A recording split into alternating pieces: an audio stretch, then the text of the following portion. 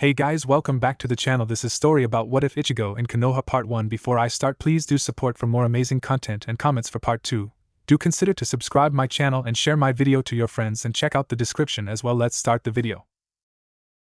Minato Namikaze was said to be a one-of-a-kind genius. He had become Hokage at such a young age, seal master and husband to the most beautiful woman in the Hidden Leaf village, having been nicknamed the Hidden Leaf's Yellow Flash along with many other names, but none of his titles could have prepared him for this moment. He had been battling the Kyuubi no Yoko after it had broken out from his wife's seal, leaving her weak as she cradled her newborn child, facing the masked man for what seemed like hours as the nine-tailed fox destroyed the ninja outside the walls of his village. He had summoned the Shinigami, or so he had thought he had. But now, as he stood there with wide eyes, everything around him seemingly frozen in time as this orange-haired teenager stood before him and looked around, panic showing on his face. The boy finally noticing Minato and ran over to him, grabbing him by the hem of his flak jacket. "Where the hell am I? How the hell did I get here?" Minato just stared speechless into the boy's brown eyes, of which were filled with fear and rage. Half of the teen's chest was bare as the cloth from his clothing had been torn, only leaving a long black sleeve down his right arm along with black hakama pants that looked like they had just been dipped into a shredder, his feet bare. He held a black sword in his grip. A small chain fell from its hilt. "Where the fuck is Aizen?" he roared again. Minato felt the strength leave his legs and fall from the boy's grip to the ground on his knees. He had used his all in trying to summon the Shinigami, to give his life for it to seal the Kyuubi away in his newborn son, but now, what was he going to do? Minato saw the frozen-like state of everyone around him, and his eyes became determined once more. He was the Kage of this village, he was the Yellow Flash of Konoha. "Boy, what is your name?" Minato demanded before the teen's foot met his face, surprising him as he went flying back from the force of the kick. "Answer my damn question. Where is Aizen?" The teen roared before marching over to him, pulling Minato up from the ground, blood dripping from his nose where the teen's foot had connected. "Where is Aizen?" he demanded. "I don't know of whom you speak," Minato said, making the boy's eyes go wide before they narrowed once more, the teen's grip tightening on Minato's flak jacket. "Where am I and how do I get back to Karakura town?" Minato's face crossed with confusion. He had traveled a lot during his time as a ninja before he became the Hokage, yet he had never heard of a town with that name before. "I don't know," Minato said, standing on his own feet again. "But I need your help." Anger flashed over the boy's face again as he rose his hand to punch Minato, but before the fist hit, Minato raised his hand and caught it, surprised by how much force was behind it. He was barely 15 or 16, but his punch felt like one when Tsunade had tried to punch him herself. "I summoned you here, there must be a reason as to why you came here," Minato growled. "I need your help." Anger flashed through the boy's brown eyes once more before he let go of his Jonin flak jacket. "Help me! Help me save my village! My home! My family!" Minato cried out to him. "I summoned you here, it must have been for a reason," Minato continued. "Please! Help me! Send me back." The voice of the teen was cold, and when Minato looked up he saw nothing but anger on the teen's face. "Send me back. Please. I have my own war to fight," he roared at the top of his lungs. Minato fell to his knees and lowered his head. "Please help me. I beg of you." Minato begged, tears running down his face. "I need your help." "Why won't you send me back?" Minato looked up in surprise of the soft tone he was now using, the boy's face filled with pain. "Why? I didn't do anything to you. Aizen will kill them all, everyone I know needs me to stop him. Why won't you send me back?" he questioned. "I'll do anything I can to send you back, just please. Help me," Minato told him. "I'll find a way, if I don't, I'll make sure someone will. I was supposed to summon the Shinigami, but for some reason you came instead." The boy's eyes widened slightly at that. "The Shinigami?" he questioned. Why would you summon a Shinigami?" "Because he is a father, a husband, a Kage, and an honorable man." A deep voice spoke, making both of their heads turn to look at the monster that had appeared near them. "I am the Shinigami of this world. When I was summoned, I was watching you, Ichigo Kurosaki." Ichigo's eyes narrowed. "Send me back, demon, so I can fight Aizen," Ichigo roared at the Shinigami. "Or I'll kill you and force my way back." "It's too late for that, child." The Shinigami spoke again, making Ichigo narrow his eyes once more. "Aizen has killed everyone, the throne of that world is his now. There is nothing you would be able to do. He has already started to recreate the world how he wants." Ichigo felt all the strength leave his legs as he fell to his knees, Tensa Zangetsu falling from his grip at his side as he stared at the Shinigami with emotionless eyes. I did what I did because you are a man worth saving. You can offer so much more in this world than you could in the world you came from. Watching Ichigo's emotionless state, the Shinigami turned to Minato. I will do as you have summoned me for, but it requires your soul. I understand, Minato said. What of my wife and child? Both are fine. Your son will become the next host for the QB. Minato smiled lightly before looking to Ichigo. He will remain in this world. Minato walked over to Ichigo and knelt before him, looking into his emotionless eyes. Your name means one who protects. Minato smiled as a small light came back to Ichigo's eyes. Can I ask something? Could you do the request of a man who is about to die? Minato asked as the Shinigami behind him went about getting everything ready for the sealing. Be the protector of my son and wife. I won't be there to protect them when times call for it. Please. I know I have no right asking this off you, after you lost so much. They can be a family for you, be a big brother to my son. Please. Minato continued to stare into Ichigo's eyes before sighing, not getting a reaction out of him. If you happen to see either of them, tell them that I love them both. Are you ready? Yes. Minato said sadly. Do it. Ichigo's world went white. His head felt like he had been hit by one of Grimjow's Zero again.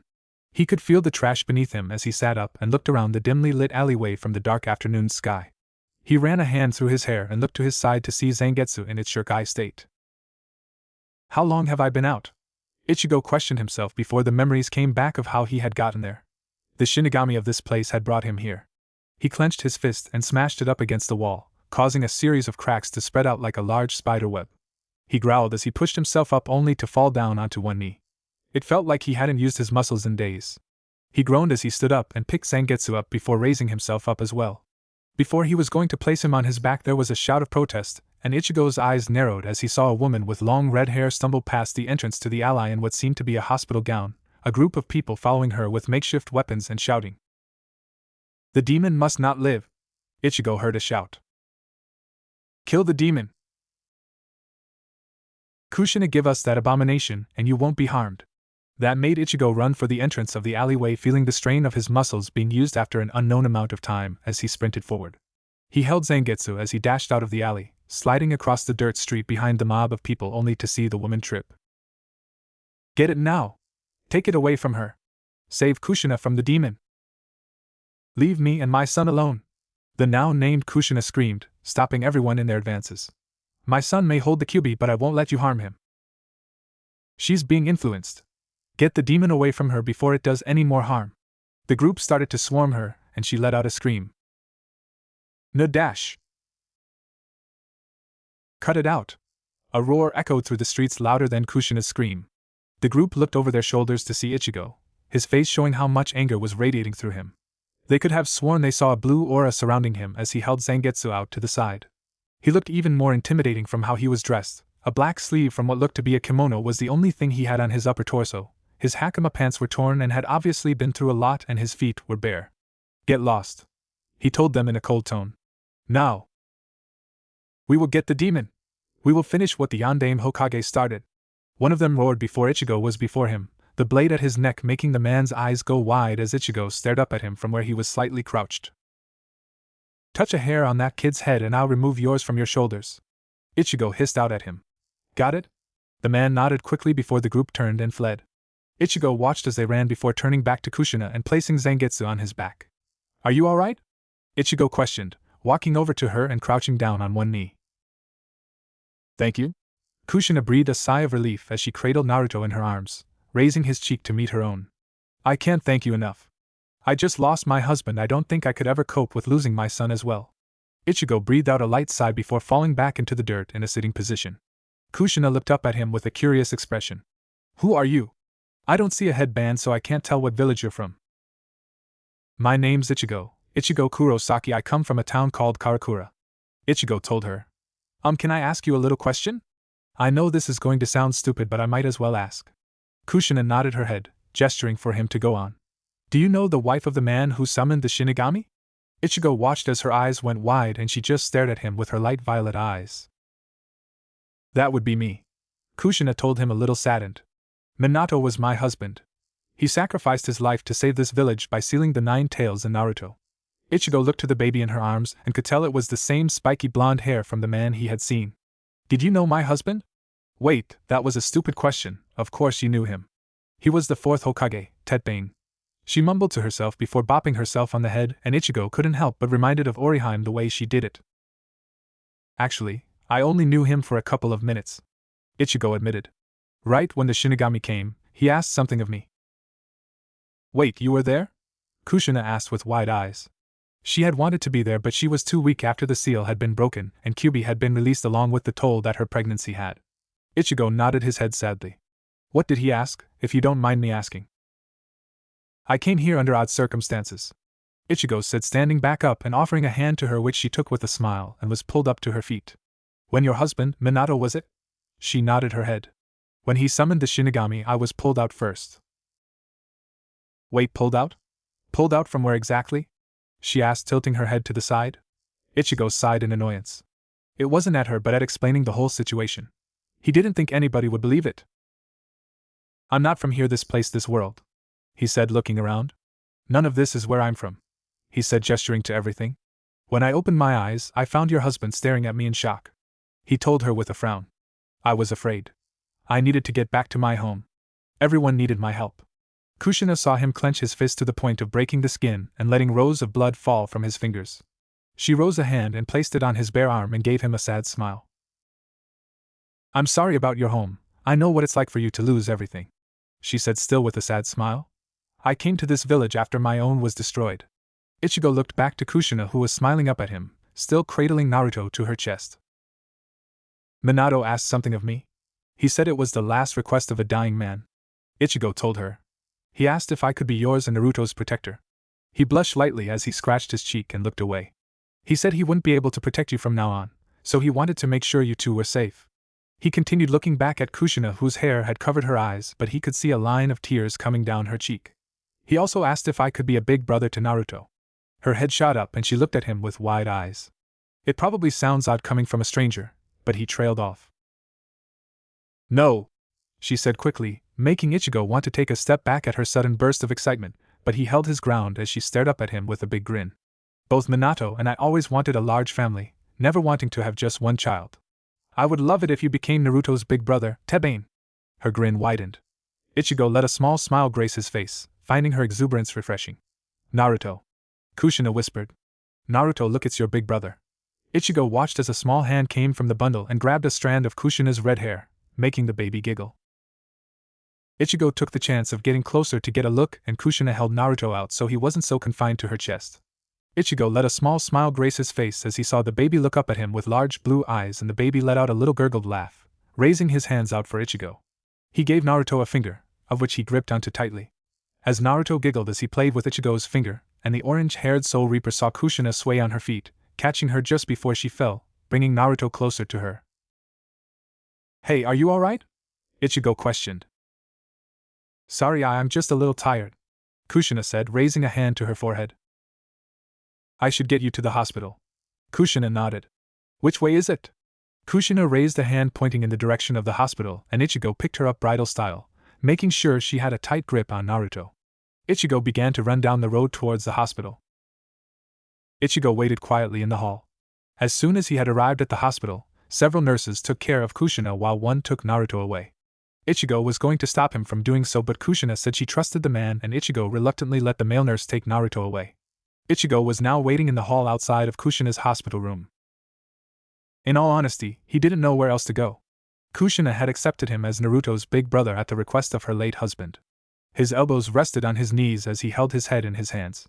If what the Shinigami said was true, everyone he knew and cared about was dead. Aizen had won the war. There was nothing left for him to go back to. His friends, family, everyone was dead. He couldn't help but let a few tears flow from his eyes and through his fingers before they fell to the ground as he remembered how everyone believed in him. He had failed them. Are you alright, young man? An old voice asked from beside Ichigo, making his head shoot up. He hadn't even noticed the old man sit down beside him. Ichigo wiped at his eyes before looking at the man. Sorry, old man, what did you say? Ichigo asked, and the old man just smiled at him before pulling a pipe from his robes. I don't think you're allowed to smoke in here, geezer. Oh, it will be fine. the man said. I'm the Hokage after all. He smiled before it faltered lightly again. He mumbled. Oh, you're the Hokage, Ichigo said. Wait, what the hell's a Hokage? He questioned, making the old man laugh heartily at him. It's the leader of this village you are in, my boy. He smiled. This is the village hidden in the leaves, Konoha, one of the 5 great ninja villages of the elemental nations. But enough about that, I can see that there is something troubling you, my boy. What is on your mind? It's a long story, old geezer, Ichigo told him. No offense, but you would probably croak before I even got up to the good parts. He joked with a small smile, making the Hokage laugh again. Oh, I have a good many years left in me yet, boy, you just wait and see, he said, placing a hand on the boy's shoulder. Excuse me, Hokage-sama, but Kushina is awake. She is requesting to speak with the both of you, a nurse said, opening the door to Kushina's room, gesturing to the both of them. Both stood up and Ichigo let the Hokage walk in first. Ichigo nodded to the nurse, who smiled and walked away from the room as Ichigo walked into the room to see Kushina sitting up in her bed with a small smile on her face as she saw the two of them. Sarutobi, sorry about all this, Kushina said, rubbing the back of her head with a smile. Not at all, the man now named Sarutobi said with a smile, taking a chair near the side of her bed. Tell me what happened. Kushina nodded, telling how she had been going to see Naruto since he was in the care of the maternity ward. There she saw a doctor over her child about to run a scalpel through Naruto's chest. This made Ichigo clench his fists in anger, but he held his tongue. She had managed to get there in time, but she had been exhausted before she had gone to see Naruto. She took Naruto in panic and ran from the hospital when she ran into a mob of villagers outside of the hospital, calling for the death of the demon. She went on to explain how she ran from them before Ichigo intervened, all the way up to Ichigo bringing her to the hospital. Well, young man, you have my thanks, Sarutobi said with a smile, turning to Ichigo. You saved a very dear friend of mine. It's fine, Ichigo told him. Anyone should try and help when they can. He smiled as Kushina smiled up at him before turning to Sarutobi. Now Ichigo is Naruto's big brother, Tetbane. Kushina cheered, making the old man look back to Ichigo, who scratched the back of his head sheepishly and turned away from the man's questioning gaze.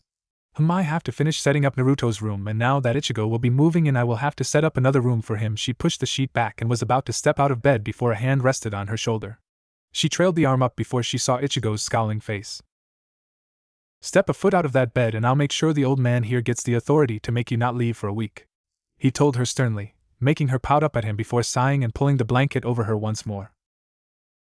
Ichigo, you mean it? She told him, making Sarutobi chuckle lightly. He's right. You need to recover, Kushina. Your chakra network is all but gone, so you need to rest up so you can get them working again. I will let the doctors know that you will be able to leave once you have regained your strength, but no ninja activities for at least 3 months. Kushina slumped forward before her head shot up. What about Kurenai, Itachi, and Asuma? Kushina questioned. I need to train them. They are my genin. Easy, Kushina. They have been fine with you giving instructions for the last 9 months. I'm sure they can go again for another few months, Sarutobi told her. Now, on to another matter entirely, he said, turning to Ichigo, who had walked over to a wall and leaned against it. Who exactly are you, Ichigo? Just some 15-year-old kid who wandered into the village, got knocked out, woke up in an alleyway filled with trash, and now turns out I'm the big brother of Naruto. He shrugged as Kushina giggled lightly. Well, that's the story you would more than likely believe. And the one I wouldn't believe? Sachirobi asked.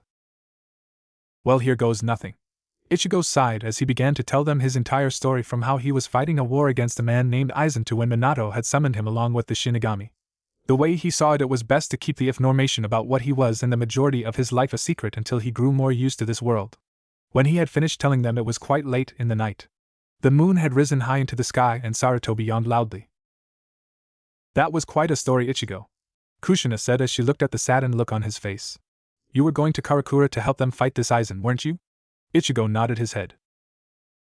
I was running through the Garganta when I simply looked around and ended up here, Ichigo told them. The rest you guys already know. Sachirobi hummed in thought as he looked Ichigo over. I have a proposition for you, Ichigo, since you are staying in this village anyway. Ichigo looked to the aged Hokage, who had a small smile on his face. How would you like to become a shinobi of our village? This way you will be able to fulfill Minato's last request. Not only will you be protecting Kushina and Naruto, but you will also be protecting the village Minato sacrificed his life to protect. Ichigo rose an eyebrow as he looked at the old man. You don't have to, Ichigo, Kushina told him. But it would give you something to do. You would have a purpose. Who knows, you might even be in the running for Hokage in a few years.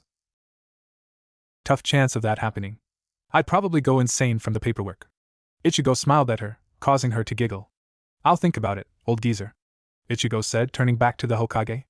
Sarutobi nodded his head as he stood up, patting Kushina on the leg in a comforting motion, getting a small smile from the redhead before he bid the two goodnight. Ichigo and Kushina were left in the room alone, and Ichigo yawned before he placed Zangetsu up against the wall and sat down in the chair the Hokage had been sitting in before pulling another one up and resting his feet on it. He closed his eyes and let out a small sigh of relief before his eye twitched, and he cracked an eye open to see Kushina staring at him. Nothing. She smiled. Ichigo sighed before closing his eyes once more, and for a minute or so he felt okay. Then that feeling of being watched came again, and he opened his eyes to see Kushina millimeters from his face. Gah! He shouted, tipping the chair he was in over before landing on the floor with a thud, making him groan. What is wrong with you? Are you really 15? She questioned, almost skeptical, making Ichigo give her a deadpan look. Yes, I'm almost 16, he told her, as he pulled himself up from the floor. Why? Oh, no reason.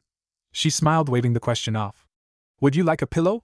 She questioned, going to reach for one on the bed. I will be okay. Get some rest, all right? Kushina nodded her head with a smile. Good night, Ichigo. Kushina smiled as she laid down, facing Ichigo with her eyes closed. Good night, Ichigo said as he got back into his chair before closing his eyes, letting sleep come to him.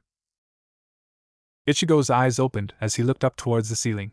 The morning light of the sun was coming through the cracks of the curtains as he sat up and rubbed at his eyes with the palms of his hands. I really need to start sleeping in a bed, he thought to himself as he looked around the room. The first thing he laid eyes on was Zangetsu resting up against the wall. At least I still have you, old man. Indeed. Zangetsu's voice spoke within his mind. Not all has been lost. Ichigo nodded in agreement before standing up and walking into the bathroom. He turned on the tap and splashed some water in his face before using a towel to dry his face, walking back out into the hospital room to see a nurse walk in. Good morning. I'm just here to run a few tests. Shouldn't be too long. Ichigo nodded his head as the nurse woke Kushina, who groggily sat up as she was put through several tests Ichigo had never seen before.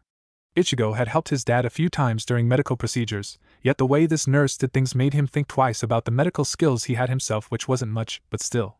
He felt something jabbing into his side, so he reached into his pocket and pulled out what looked to be an old war-torn book. Ichigo scowled at the memory of it. Just take it, you stupid strawberry. He remembered Rukia shouting at him. Why the hell should I? Was his obvious pissed-off retort. Kido is an art of the Soul Reapers. Since you are a Soul Reaper, you should have some damn awareness of it. Aizen can use high-level Kido without the incantation, and that's a fuck-ton more than you can do. Ichigo smiled lightly as he looked over the old-looking book. He ran a hand over the cover before opening it slightly, and his eye twitched as he saw the very first page. Big, bold letters next to a very badly drawn rabbit said, "Start here, you dumbass." Ichigo gritted his teeth as he snapped the book shut and shoved it back in his pocket before sitting back down in the chair he had occupied most of last night. How did you sleep? Kushina asked as the nurse finished her testing, now only writing on her chart. I'm sure those chairs weren't very comfortable. It was fine. Are you feeling any better? Ichigo questioned, making her nod enthusiastically. Yep. She cheered. Us Uzumakis are strong, Tet Bane. I'll be out of here in no time. Ichigo sighed. Why was she so loud?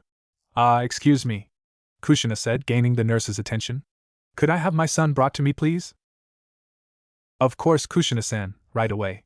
She smiled and Kushina nodded to her in thanks as she walked out of the room. When the nurse came back with cot, Naruto he could be seen laying inside as he was wheeled in. Ichigo smiled as Kushina picked him up, making him coo in delight. He could see how much Kushina smiled more with an actual real smile when she was with Naruto. He had already seen that the smiles she had already were just a mask. Just like Sarutobi had said, a few days Kushina was allowed to leave the hospital, much to both her and Ichigo's delight, since Ichigo hadn't left the hospital since Kushina had been admitted, since he didn't really have anywhere to go. As they were walking down a road of Konoha, Ichigo was glaring at everyone who was looking over at them. You know, Kushina began with an annoying smirk, people are going to keep staring if you keep walking around half naked. She laughed lightly at him. Ichigo just increased his scowl and kept walking with Kushina, who led them to her old apartment before she fell pregnant with Naruto. She didn't feel comfortable going to the house that she shared with Minato since it was just filled with old memories. Ichigo didn't pry, which she was grateful for. She fished out a key and put it in the lock and opened it before stepping to the side, letting Ichigo, who was now carrying Naruto, into the house. Well, this is home. Kushina smiled, turning on the lights, making the room light up. I should probably get something for dinner. Kushina mused. Ramen, tetbane. She cheered, making Ichigo slump over. Anything else? Ichigo questioned before he felt a deathly aura coming from the woman whose back was turned to him. He swore her hair was starting to float around her as she turned her head to him with glowing red eyes. What's wrong with ramen? She questioned in a sickly sweet voice. Nothing. Ramen is good. Ichigo squeaked as Kushina went back to normal, making him breathe in a sigh of relief. Plus, it's the only thing I can cook, Kushina said sheepishly, rubbing the back of her head as she smiled at him.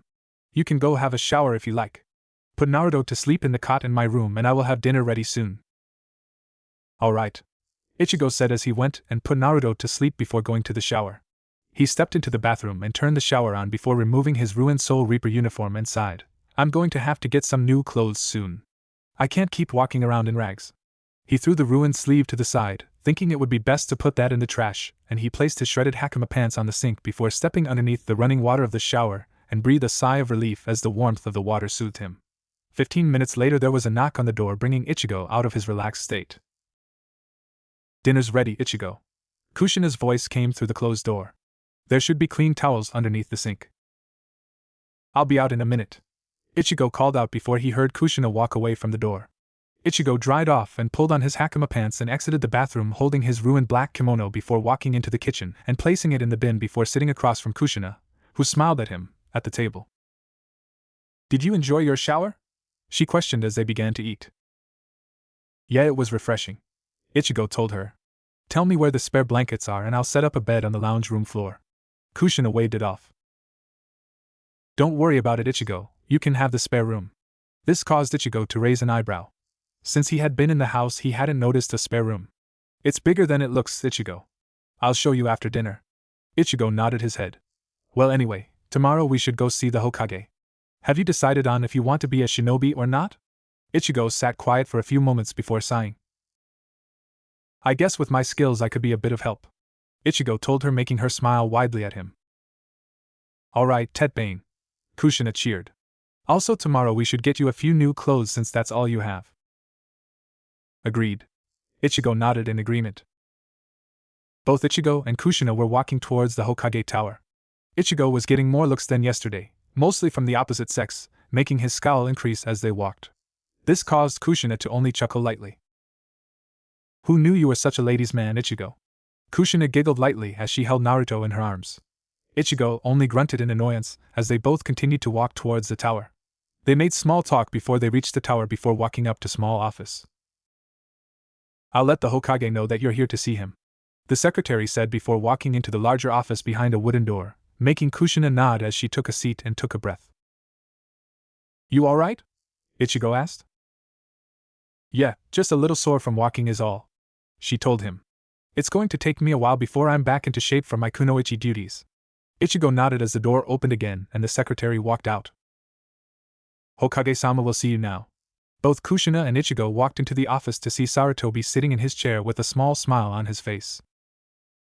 So good to see you up and about, Kushina. He smiled. I think we can both safely say that it's good to be out of the hospital, right, Ichigo? Kushina asked as smiled. Yeah. Ichigo sighed. White only looks good for so long. Well, I have had your team doing a few D-rank missions around the village, Kushina, Sarutobi told her. With the destruction from the Kyuubi, it would be best to have Genin and Chunin doing D and C ranks around the village, while the Jonin handle the B and A rank missions. Kushina pouted lightly before sighing. My team has shown they are more than capable of doing better missions. But I know you're right, Sarutobi, Kushina told him. I'm glad Itachi has been made Chunin already, and he's only 9.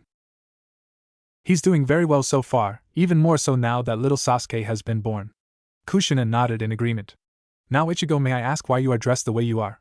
Ichigo sighed. This is all I have, Isaho told him. There was no point in keeping my ruined kimono, so I threw it away. Sachirobi nodded in understanding. Have you come to a decision on whether or not you will be joining our ninja ranks? Ichigo was about to answer before the door opened and Ichigo noticed both Kushina's and Sarutobi's eyes narrow, with Kushina holding Naruto closer to herself. He looked over his shoulder to see a man wrapped in bandages with a cane walk into the room. Sarutobi, Kushina. The man greeted, his one eye traveling over Ichigo. What can I do for you, Danzo? Sachirobi questioned. I have come on behalf of our village, Danzo said, standing in the middle of the office. Give me Naruto so we can have a weapon in time of war. I will train him up so he will not turn against us, and so that he will have proper training, not what you call training in that forsaken academy. I have already spoken to you about this, Danzo. Sarutobi snapped at him.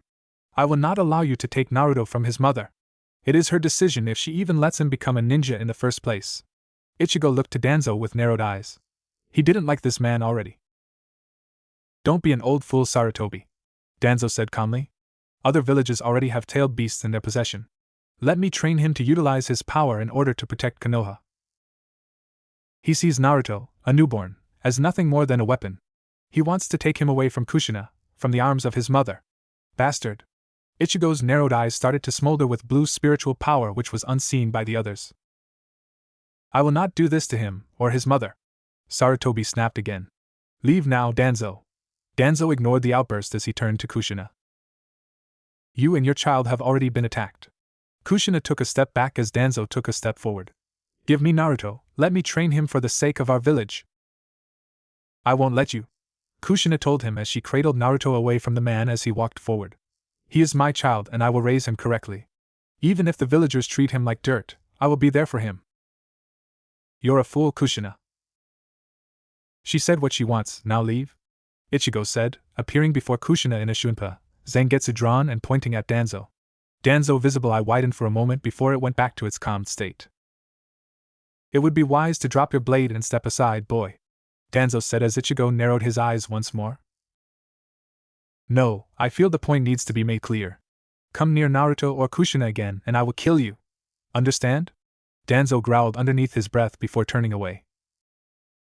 This isn't the end, Sarutobi, Danzo said, walking out of the room. The room was tense for a couple of seconds before Ichigo sighed and placed Zangetsu on his back before turning to Kushina. You okay? Ichigo questioned and Kushina nodded, smiling up at him. Thank you, Ichigo, Kushina said to him, and he just nodded his head. How did you move so fast? I didn't even see it. What, Shunpa? Ichigo questioned. I guess it's one of my abilities, he told her. Old man, about your offer, Ichigo said, turning back to Sarutobi. I accept. Kushina stood in the kitchen with a small smile on her face as she nursed a cup of coffee in the early morning sun that was coming through the kitchen window. It had been 4 years since Naruto was born and Ichigo had come into her life. At first she didn't know what to make about the orange-haired teenager that saved her the day he met her. She originally thought he was just another villager that was going to try and take Naruto from her, but to find out that Minato had asked him to take care of Naruto and herself, well, she had been shocked. Eventually, she started to learn things about Ichigo, like that he had different scowls for how he was feeling and would only smile on the rare occasions, and that they sometimes even seemed forced, like his face was meant to be set in a permanent scowl. She also learned how he disliked ramen with a passion, something of which Kushina could not ignore and made every argument to persuade him to eat it for breakfast, lunch, and dinner, which he flatly refused. When they had first started living together, Kushina would be the first to admit that it had been a little strange. Ichigo didn't talk a whole lot, and that just didn't sit with her outgoing personality, so she practically dragged him around the whole village, introducing him to people. First it was Mikoto, where both had teased him endlessly on how some of the Uchiha teen girls reacted to his presence with blushes. From Mikoto, Ichigo met Itachi, the prodigy of the Uchiha clan. Ichigo had actually thought that the young boy would be stuck up and snobbish like how Byakuya used to have been, but he found that he could easily get along with Itachi. Kushina then introduced the orange-haired Soul Reaper to Kurenai and Asuma, of whom was at the team meeting the next day. Ichigo had scolded Asuma for smoking since he was only 13, which Kushina nodded at in agreement, making Kurenai laugh at her team member. He got to know the three better and learned that Itachi was stronger than both Asuma and Kurenai, and he was 4 years their junior. It actually got on his nerves a bit that the Hokage would allow kids like them to be tools of war, but this was how they did things in this world, so he just had to accept them. As soon as Kushina was back up to 100%, she had asked Ichigo to spar with her, and he had agreed. Ichigo was beyond fast, even faster than Minato when he used his Hiraishin, which completely surprised Kushina. Even then though, His skills needed to be a lot more than just his speed, so she had introduced him to some taijutsu specialists that agreed to train him. Ichigo had told her that he didn't want to learn any jutsu, which surprised her before he had showed her the book Rukia had given him and explained to her what Kido was. Due to Ichigo's vastly greater skills in physical combat and tactical prowess, Hiruzen saw fit to test him against some of his most talented Umbu. That ended rather painfully, with Ichigo decimating them without any need to use his Zanpakuto. Thanks to the training from his years in karate and the taijutsu specialists Kushina introduced him to, he was able to pin them down without any effort at all. Because of this, Hiruzen saw fit to give Ichigo a rank among the Umbu along with Itachi. "Mum," Naruto said, walking tiredly into the kitchen with a stuffed fox in his grip, it sliding on the ground as he held its ear. "Can we have ramen for breakfast since Ichigo isn't here?" Kushina smiled at him as if that was the best idea ever conceived. "Of course, Naruto, let me whip it up real quick. You just sit at the table." Naruto nodded his head and walked over, pulling a chair out and sat down. Naruto was now 4 years old and completely and utterly looked up to Ichigo. Everything he did was awesome in the blonde's eyes. Kushina remembered how Ichigo had taken care of Naruto as if he was the boy's father, but he had never tried to take Minato's place as Naruto's dad. He always said he was his big brother. "When do you think Ichigo will be back?" Naruto questioned as he swung his legs while he sat at the table. "Sooner than you think," a voice said from behind him, making him look over his shoulder to see Ichigo there in his Umbu armor, undoing his arm guards. "Don't tell me you're having ramen." Ichigo groaned as he looked over to where Kushina was standing, making her chuckle lightly as she scratched the back of her head sheepishly. Ichigo walked over to the cupboard, passing Naruto and ruffling his hair as he did so. "Did you save a princess, Ichigo?" Naruto asked in excitement as Ichigo sat down at the table with a bowl and a box of cereal across from Naruto. A small smile on his face as he unclipped his Umbu vest and placed it on the ground next to him along with his arm guards.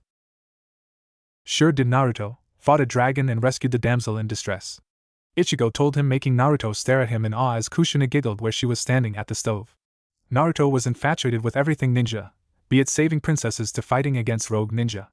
Ichigo would tell Naruto made-up stories that were pretty much fairy tales, and each time Naruto would love them even more. "You start the Ninja Academy next year, Naruto." Kushina smiled. "You will be saving the princesses in no time, taking the job from Ichigo and letting him go out and find a girl." She giggled, making Naruto react how he always did. "You gross." Ichigo laughed. "That's right, Naruto, gross. Don't listen to her, she doesn't know what she's talking about." He chuckled before suddenly stopping and felt a shiver run down his spine, looking over his shoulder to see Kushina with a wooden spoon and a deathly aura surrounding her. "Is that what you have been teaching Naruto about girls, Ichigo?" she questioned in a sickly sweet tone. "That they are gross? I want grandchildren one day," she shouted as she hit Ichigo over the head with the wooden spoon, making Naruto cringe. No matter how strong you were, an angry woman with a wooden spoon was stronger. That was something Ichigo had taught him, that women were scarier than the most frightening of creatures. Ichigo mumbled something under his breath as he rubbed the growing lump now present on the back of his head as Kushina served up 2 bowls of ramen, one for her and the other for Naruto. The three ate breakfast together in silence, and when they finished, Naruto asked Ichigo a request. "Hey Ichigo, you're an awesome ninja, right?" Naruto questioned, making Ichigo raise an eyebrow as he glanced at Kushina, who giggled lightly. "I guess you could say that," Ichigo told him. "Why?" "I want you to train me before I go to the academy," Naruto shouted, standing up on his chair. "Sasuke is already learning cool stuff like taijutsu and ninjutsu. It's not fair. I want to learn awesome stuff too. Train me." Ichigo chuckled lightly. He always knew that Sasuke and Naruto would grow up to be kind of like how he was with Ishida, always taunting one another and pushing one another to get stronger. "How about this, Naruto?" Ichigo said. "You get your mother to teach you the basics, and when you know them I'll show you a thing or two." Naruto's eyes sparkled with delight as he jumped up and down on his chair. "Mom, teach me the basics." Kushina just giggled and smiled as she saw how energetic Naruto was. That was when she saw Ichigo's eyes go half-lidded. "Come on, Naruto, I'll go grab a few books and show you some awesome ninja stuff, and we can let Ichigo rest. He's been out all night saving damsels in distress. It takes it out of you, you know." "Alright. I'll see you later, Ichigo," Naruto cheered, running out of the room to prepare for his first training session with his mother. Kushina stood up and walked over to Ichigo, who was about to fall asleep in his chair. "Come on, Ichigo, I'll help you into bed." Ichigo looked up at her and nodded his head as he stood up, and Kushina let him lean on her as she picked up his Umbu gear from the floor, walking with him to his room he had used for the last 4 years. She opened his door to the dimly lit room and walked him over to his bed, helping him sit down before pulling off his boots. You shouldn't sleep in your clothes, Ichigo. Kushin aside. Ichigo mumbled something underneath his breath, and she just smiled as she lifted his legs to help him get into bed and pulled the blanket over him as he fell asleep. She walked over to his desk and placed his umbu gear down on it before her eyes drifted to the mask that was on his desk. He always placed it in his room before he came and saw them. He didn't want to frighten Naruto with it. When Ichigo had first shown her his umbu mask after her constant asking, she was shocked and actually took a step back in fear, for she had never seen anything so fearsome in her life. She regretted taking that fearful step back. She had never seen it on his face again. It looked almost like a skull with jagged teeth from one side to the other, with two thick black lines down either side of the mask's face going over the eye sockets, and the teeth like markings. She gently picked it up. It felt so fragile in her hands, but she knew that the umbu masks were made of strong materials so that even if they were hit with a kunai they wouldn't smash. They were there to protect the identities of the user. She turned the mask over to look on the inside before raising it to her face, and for a moment she felt silly as she looked around the room, envisioning this was what Ichigo saw before she pulled her face away from the mask with wide eyes and a light blush on her face as she felt the warmth of where Ichigo's mouth would have been when he used it. She quickly placed it on the desk, looked to Ichigo to make sure he was properly in bed, and left the room quite flustered and not understanding why. Ichigo walked down the main street of Konoha. Naruto was smiling happily as he sat on Ichigo's shoulders looking around at the other children as Ichigo walked towards the academy. Ichigo had taken last night off so he could be awake this morning to bring Naruto to his first class of the academy. The last year he had spent most of the time away on missions and hadn't had a lot of the time for the blonde, which he didn't like. Naruto was his surrogate little brother. He cared for him just as much as he cared for Yuzu and Karen. He was glad he was the older brother to Naruto. Now he had two people in his life to protect, both the boy and his mother. Hey Ichigo, you think we will go on missions together? How awesome would that be? Me and you kicking butt left and right. Naruto cheered, leaning over Ichigo to look in his face, making the orange-haired teen chuckle lightly. You have to pass the academy first, Naruto. Ichigo told him. Have you been doing your chakra exercises like your mother told you to? Yes. Naruto droned out. He wasn't a fan of his mother's constant bickering of him getting every detail in a chakra exercise completely perfect. Hey Ichigo, can I ask you a question? Ichigo hummed in response. Ever since I can remember, you haven't aged a day. Why is that? Naruto asked. Special technique? Ichigo grinned. Maybe one day I'll tell you my secret. Once you pass the academy, that is. Oh, no fun. Naruto whined, waving his arms about, getting another chuckle out of Ichigo. I wish Ka-san could have come too. She didn't make it back in time from her mission. You know she wanted to be here as much as you wanted her to be, if not more. Naruto nodded his head as Ichigo continued to walk. The life of a shinobi is a difficult one, Naruto, and we don't always get what we want. Kinda like how you wanted your Ka-san here. Naruto was quiet as he listened. He found out what Ichigo said most of the time was good advice, which he took all to heart. And it's not as heroic as both your Ka-san and I have led you to believe, and for that I'm sorry. I know, Ichigo, it's going to be hard. Gramps tells me that. Ichigo nodded. We're not really related, are we? Ichigo's eyes widened and he stopped mid-stride. It's okay, Ichigo, I've noticed it over time. You don't call Ka-san Ka-san. You call her by her first name. We don't really look alike either. He giggled as Ichigo started to walk again. No matter what, Naruto, we're still brothers. Family isn't just blood, you know. Naruto nodded his head in agreement. Ichigo walked into the academy playground and raised his hands, picking Naruto up over his shoulders, bringing him down onto the ground. He knelt down in front of him and ruffled his hair. Don't worry about what anyone says, Naruto, well apart from the teachers. Listen to them, they will do their best to help you get through the academy to become a genin. Don't slack off, alright? I promise. No pranks either. But I had a perfect one if the teacher ever came late. He whined, making Ichigo's face grow firm. Naruto, he trailed on with a firm tone, making Naruto hang his head before he nodded his head. Good, he chuckled as he ruffled the blonde's hair, making the blonde smile. Well, there's Sasuke. You two are probably in the same class, so go say hi. Will you be here after to pick me up? Naruto asked. We'll see. It could be your mother or me, maybe even both. Ichigo told him. He stood up only to see Mikoto Uchiha walking over to him. Good morning, Mikoto-san. Good morning, Ichigo. Mikoto said with a smile, walking over with Sasuke. Both Naruto and Sasuke now glaring at one another, making Mikoto giggle lightly and Ichigo too just shake his head. Kushina not back from her mission yet? She will be back sometime this afternoon, hopefully before the school day finishes so she can come pick Naruto up from his first day at the academy. Ichigo told her, and she nodded her head. You excited for your first day, Naruto? Mikoto asked, crouching down in front of the blonde. Sasuke hasn't stopped going on about how cool it will be. Ka-san. Sasuke whined in annoyance, making Naruto laugh. You're not much different, Naruto. Ichigo chuckled, making Naruto pout, and Sasuke to smirk back at the blonde. Well, go on, the academy's not going anywhere, and you won't become a ninja by standing around, you know. Alright. Show me what you got, academy.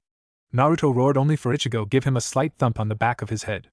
Itai looking up at his brother figure, he saw him giving him a stern stare. Naruto, what did I tell you about using your inside voice? Being a shinobi is also about being quiet. How do you expect to be the best when you're screaming like that? He said, making the blonde blush in embarrassment, as he rubbed the back of his head. Sorry, the blonde muttered, making Ichigo smile before he ruffled his hair. Better now get going, you little rascal, you won't be getting anywhere if you're just standing here, will you? Naruto grinned and gave a nod before he took off running at the school, making Ichigo chuckle as Sasuke sighed and walked after his friend. Ichigo just smiled all the while he glared at the teachers that gave Naruto a dirty look, making them flinch from the warning look in his eyes. Well, there he goes, first step to becoming a shinobi. That kid sure can be a bit of a handful, Ichigo mumbled. I think it's sweet, Mikoto said as the two turned to walk away from the academy. What you have done for Kushina and Naruto. Ichigo turned his head a little to face her and saw a small smile on her face. If you hadn't come into Kushina's life when you did, I would have feared for her sanity. The attacks on Naruto wouldn't have stopped. Kushina would have been forced to flee from Konoha, either leaving Naruto behind or taking him with her, which wouldn't have been the best idea. She would have been hunted down, and it would have been a hard time keeping a baby silent when needed. Ichigo remained silent as he took in Mikoto's words.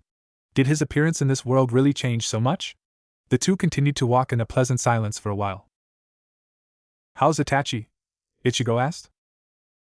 Lately he has been distant, taking more jobs for the village, not interacting with other clan members. I think there is something he is holding back, I just don't know what it is. She told him, and he frowned. He knew that Itachi had been distant. Even in their squad he had started to push the others away. I could have a talk to him if you'd like, Ichigo said, making Mikoto look up to him. No, it should be alright. She smiled. He's a teenager, I'm sure this is just his hormones playing up. Ichigo's sweat dropped at the woman's assumption but nodded his head. Alright, but if you change your mind, I know where to find you. Mikoto smiled before a slight grin came to her face. You know, Ichigo, some of the Uchiha girls have been asking about you, she trailed off. Ah, well, look at the time. It's been nice catching up with you and all, Mikoto, but I have errands. That's right, errands to run, very busy, he said, already beginning to walk ahead of her. Mikoto just grinning to herself as she watched him make excuses as he ran ahead of her. Oh, that man is going to have to grow up sometime and get involved with someone. Mikoto giggled to herself. Oh, if I wasn't married, she giggled again. Lucky you, Kushina. Ichigo was dressed in his Umbu armor. He had just gotten word from the Hokage that he was needed for an important mission. He had scowled at the messenger, making him run in fear. Today was meant to be his day off, damn it. It was so he could see how Naruto went at the academy. He was going to chew the old man out for this, that was for sure. As he went to grab the handle for his bedroom door, he heard the front door open. Quickly pulling the mask off his face, he walked out of his bedroom to see a tired-looking Kushina. She looked up and smiled. Hey Ichigo, how did Naruto go this morning? She asked as she slumped down on the couch. He was excited, yelling at the school to show him what it got, and to bring it all on had to give him a bit of a thump on the head to remind him about using his inside voice. Ichigo chuckled, making Kushina giggle at her Sochi's antics as he looked to make sure Zangetsu was on his back properly. I have to go see the Hokage, something about a last-minute mission briefing or something. I don't know whether I'll be back before Naruto finishes. It's alright, I'll go pick him up. I want to congratulate him on his first day. Ichigo nodded his head as he started to head for the door. Anything wrong, Ichigo? She asked. Ichigo stopped walking and glanced over his shoulder. He knows that he and I aren't blood-related. He figured it out all on his own. Kushina frowned slightly. It's not like they wanted to hide the fact that Ichigo wasn't biologically related to Naruto. It's just that now she thought things might change between them. Don't worry too much, Ichigo told her, heading for the door once more. I told him, being a family isn't just in blood. Ichigo told her. She smiled over at him as he looked over his shoulder at her with one of his rare smiles before disappearing in a shuinpa. Kushina smiled lightly before stretching out and slumping down on the couch face first. The mission had been harder than expected.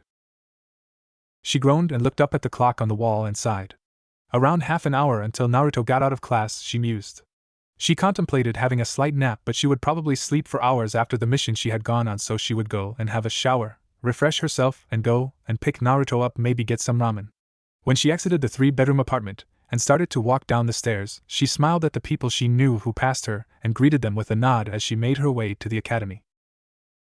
As she arrived, the bell rang, signaling the end of the school day, and the area was flooded with children aging from 5 to 12. She smiled, remembering her days back at the academy, beating up the other kids for calling her a tomato. That would teach those brats. She giggled to herself before she saw Naruto and Sasuke walk out of the building. Sasuke had his usual annoyed expression as Naruto boasted about how it was all too easy for him. If it's all too easy, maybe we should up your studies at home, Naruto. Kushina suggested, making Naruto stop mid-stride and pale as he looked over at his mother. She smirked triumphantly as Naruto mumbled something under his breath, making Sasuke give a smirk at his friend. Hi Kushina, Mikoto said, walking up beside her. How did your mission go? It was a success, Kushina told her with a smile. You should really join the ninja corps again, Mikoto. You starting to gain a bit of weight.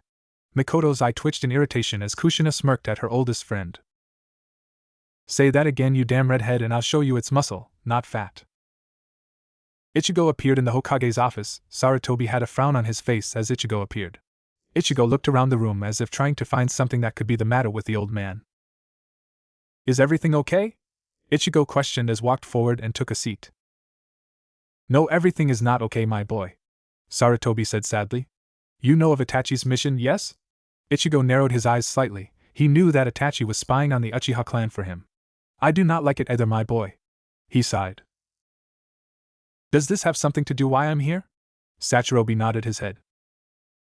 Yes. We have just gained news that the Uchiha clan is going to try a coup d'etat. Ichigo growled under his breath. Sure, some of the Uchiha have gotten on his bad side, like the head of the Uchiha clan Fugaku, Itachi's and Sasuke father, but not all of them would be on in the coup. He clenched his fists together as he looked up at the old man sitting before him. What are you going to do? Ichigo asked through gritted teeth. Sarutobi sighed as he leaned back in his chair. The only thing I can do. The eradication of the Uchiha clan. Ichigo's eyes shot wide open as he stared at the man in front of him. Sarutobi's eyes shot wide open as he felt a burst of power form the man before him, and he could swear he could see a faint blue-out glow surrounding him. You're not going to do this, Ichigo told him, looking up at him, his eyes glowing blue. This is not the way to do it, he yelled, a burst of energy rushing past the Hokage. Sarutobi sighed and looked Ichigo down as he glared at him. It has already been decided. Ichigo gritted his teeth together. Itachi knows what to do. What are you making him do? Ichigo growled out, but the Hokage only shook his head, and before he could even blink, Ichigo had disappeared, leaving a massive force of wind to blow everything around his office. I hope you get there in time, Ichigo. Save as many as you can. Kushina and Mikoto, along with Sasuke and Naruto, all sat in the ramen booth, happily enjoying the meals that were placed in front of them. After Mikoto and Kushina had their little argument, Kushina suggested ramen for a snack as a congratulations for Naruto on getting through his first day of school. From there, Kushina had invited the two Uchiha, who accepted. They weren't huge fans of ramen, but today seemed like a good day to go out for a change. So, how is Ichigo? Mikoto asked. I saw him this morning and I think I embarrassed him a little. She giggled. Oh, what did you say? Kushina asked with a grin. It was just too easy to tease Ichigo, and both Mikoto and Kushina had done it often over the years. Just that a few of the girls at the Uchiha compound have been asking about him. Oh, I bet that got him all flustered. Kushina laughed. Sasuke and Naruto looked at one another from where they were sitting and shrugged before turning back to their meals. They had no idea what the hell their mothers were going on about. Kushina and Mikoto laughed at Ichigo's expense before the ramen stand started to shake. Everyone went wide-eyed as a massive force pushed down on them before seemingly vanishing. Sasuke and Naruto were still wide-eyed as they stared at one another, fear present in their eyes. What was that? Mikoto asked before noticing that Kushina was already at the entrance to the ramen stand, looking up into the sky. Kushina? She asked, walking over to her before looking up into the sky to see the clouds disorientated as if something had flown through them. What is it, Kushina? "It's Ichigo," she trailed off, almost in a whisper. Ichigo flew from the Hokage's tower at incredible speeds, not even caring that he was causing tremors below as he flew past. He was heading straight for the Uchiha compound. He needed to stop Itachi from doing whatever it was the Hokage had sent him out to do. He flew down to the ground just outside of the gate and gripped the hilt of Zangetsu before pushing the doors open, his eyes shooting wide open underneath his mask as he looked at the blood-stained walls, bodies littering the streets. He could hear shouts of protests before they were silenced. Ichigo ran through the streets of the massacred compound, his boots covered in blood as he ran. When he rounded a corner, he stopped dead in his tracks. Itachi was standing there, his back to him, Tanto dripping blood as two bodies of an elderly couple lay before him. "Itachi!" Ichigo roared, making the teen in front of him look over his shoulder in shock before he had to raise his blade up in defense, Ichigo crashing down on him with Zangetsu. Itachi stared with wide eyes as he saw the anger in Ichigo's eyes underneath the mask. "Why are you here?" Itachi asked as he regained his composure. "To stop this," Ichigo growled as they both continued pushing their blades against one another. Itachi was being pushed back. "Why would you do this? Why would you slaughter your own family?" Ichigo shook his head and Itachi took the chance to jump back from the deadlock they had set themselves in. To stop a war that was going to be inevitable. "By killing everyone?" Ichigo shouted at him in rage before his eyes opened wide in shock. He closed his eyes and searched for Mikoto's and Sasuke's signatures and found them with Kushina and Naruto. He opened his eyes to see Itachi still staring at him. He had also noticed several other life signs around him, meaning Itachi hadn't killed everyone in the clan yet. Ichigo narrowed his eyes at Itachi. "What was your mission?" "The eradication of the Uchiha clan," Itachi told him. "I thought you of all people would be able to understand why I did this, Ichigo," Itachi told him. "Why lose thousands in a war when only hundreds would have to die?" "That doesn't make this right," Ichigo roared again. "I will be labeled an S-class missing nin after this. Hokage-sama has already seen fit to do this for me. I will be gone before the night is out." Ichigo clenched his hands around the hilt of Zangetsu before looking up at Itachi. "Go now, and I won't kill you." "I don't want to have to kill you, Itachi." Itachi looked at him with mild surprise. "Attempt to kill one more person though, and I will end you." His tone was cold, and his eyes were hard as he glared at the teen standing across from him. "I still cherish our friendship, Ichigo," Itachi said before brandishing his blade ready to attack. "But my mission comes first." "Getsuga Tensho."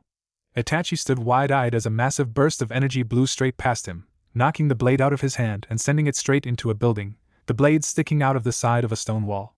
The blast had made a crevice in the ground next to him as he looked up at Ichigo. His body was shaking. Itachi had never seen anything so powerful, and even with his Sharingan activated he didn't think he was able to copy it. He knew Ichigo was hiding his true strength, but he never imagined something like this. "Leave now, Itachi," Ichigo ordered. "Your mission was a failure." Itachi disappeared in a burst of leaves, making Ichigo growl, placing Zangetsu on his back. He ran through the compound and rounded up all the survivors. Only 46 had survived the ordeal. All had seen that it had been Itachi who had done this. When everyone had been brought to the main branch meeting room, several other Anbu had shown up and had taken over as Ichigo stood up against the wall, watching over everyone. "Thank you, Ichigo," a voice said from beside him, and Ichigo gritted his teeth but held his tongue as the Hokage stood next to him. "Itachi is gone?" Ichigo simply nodded once. "You're angry, I understand." "You don't understand the half of it." Ichigo spat before turning only to see a wide-eyed Mikoto and a shocked Sasuke. Ichigo was grateful to see them both well, but he couldn't allow his identity as an Anbu to be known. Ichigo walked past them. He heard the Hokage tell them of what happened before he disappeared in a Shuinpa outside of the village in his personal training grounds. He threw his mask from his face and pulled Zangetsu from his back before sending waves of Getsugas, one after another, into the forest in a blind rage. "Aha! Damn it!" He knew Itachi was loyal beyond a fault to the village, even more so than he was to his clan, but to slaughter his own clan, his own family, just to ensure Konoha stayed safe was going too far. This wasn't the right way to do it. Killing innocents like that, those that had nothing to do with the coup, damn it, Itachi. When the moon was high in the sky, he collapsed to his knees, Zangetsu pointing into the earth and his breathing heavy as he looked around the now destroyed training grounds. He fell back onto the ground and looked up into the starry night sky. He didn't even know how long he lay there for. A cold breeze swept over him before he sat back up. He stood up and retrieved his mask before picking up Zangetsu and heading back to the village on foot. Kushina sat on the couch in the early hours of the morning, the sun not having even come up yet. She was waiting for Ichigo to come home. He hadn't been back yet, and she was starting to worry. She had heard the rumors about the Uchiha clan, but until Mikoto came to her door with Sasuke and bags, she knew the rumors to be true, and yet there had still been no sign of Ichigo. She rubbed her eyes as she looked up from the book she was reading, only for the front door to open. She snapped the book shut before hopping to her feet and looked to the door to see a tired-looking Ichigo walk in with his armor covered with blood. He looked up as he heard Kushina take a few steps towards him, and he frowned. "Are you okay, Ichigo?" she questioned as he unclipped his umbu-gear, letting the armor fall to the ground. "Yeah," Ichigo told her. "It's not my blood." She nodded her head in relief. He started to head for his bedroom. "I'm sorry, Ichigo, but Mikoto is asleep in there at the moment. I gave her your bed since you weren't here and she didn't want to be at the compound after everything that happened." She noticed Ichigo's shoulders tense up. "You were there, weren't you?" she questioned, and Ichigo simply nodded his head as he slumped down on the couch. "It was a bloodbath," Ichigo told her, making her eyes widen. "When I got there, it was too late. Itachi he killed so many." Ichigo clenched his fists as he slumped forward before he felt Kushina sit next to him and wrap her arms around him. "It's okay, Ichigo, everything will be alright," she consoled him. Ichigo just hung his head as he let tears fall from his eyes while Kushina comforted him. Kushina didn't know how long they sat there for, but as the room started to get that early morning blue hue, she felt Ichigo's breath become deep and even. She smiled lightly as she laid him back on the couch and propped a pillow underneath his head, brushing a few strands of hair away from his eyes. She leaned down and kissed him on the forehead, something she had become accustomed to doing whenever she had put him to bed when he came home from missions completely exhausted. She shifted off the couch and pulled his boots off before lifting his legs up onto the couch. She looked down at him for a moment before sighing. She knew something was wrong with how he was acting, for she had never seen him act like this before. She rose from the couch and walked towards her bedroom. She would speak with him when he awoke in the morning, maybe get some answers of what happened at the Uchiha compound. She crawled into bed, her mind still filled with thoughts of the orange-haired teen sleeping on the couch. She just couldn't get him off her mind. Ichigo's eyes opened and he grunted as a pain struck in his back as he sat up. Laying on the couch for hours at a time wasn't the best thing to do. He rubbed the tense muscle as he placed his feet on the cold tile floor and let a long breath out. He looked over to see where he had taken his armor off last night to see them gone. He smiled lightly. He really needed to do something for Kushina one of these days. She always took good care of him, so perhaps a dinner or something? He ran a hand through his bed-messed hair that basically looked like his usual hair with just a few extra spikes from time to time. He stood up and rolled his shoulders before heading to the kitchen. He stood in the doorway, watching as Kushina was making her way around the kitchen cooking a healthy breakfast, not just ramen. Mikoto was sitting at the table, lost in thought, while Naruto and Sasuke were sitting quietly across from one another. Ichigo glanced back to look at the clock on the wall. "Naruto," Ichigo said, making everyone stop and look back to him. Naruto's smile widened when he saw Ichigo. "It's almost time for the academy, and you're not even ready." He sighed in mock annoyance. Naruto's eyes shot wide open.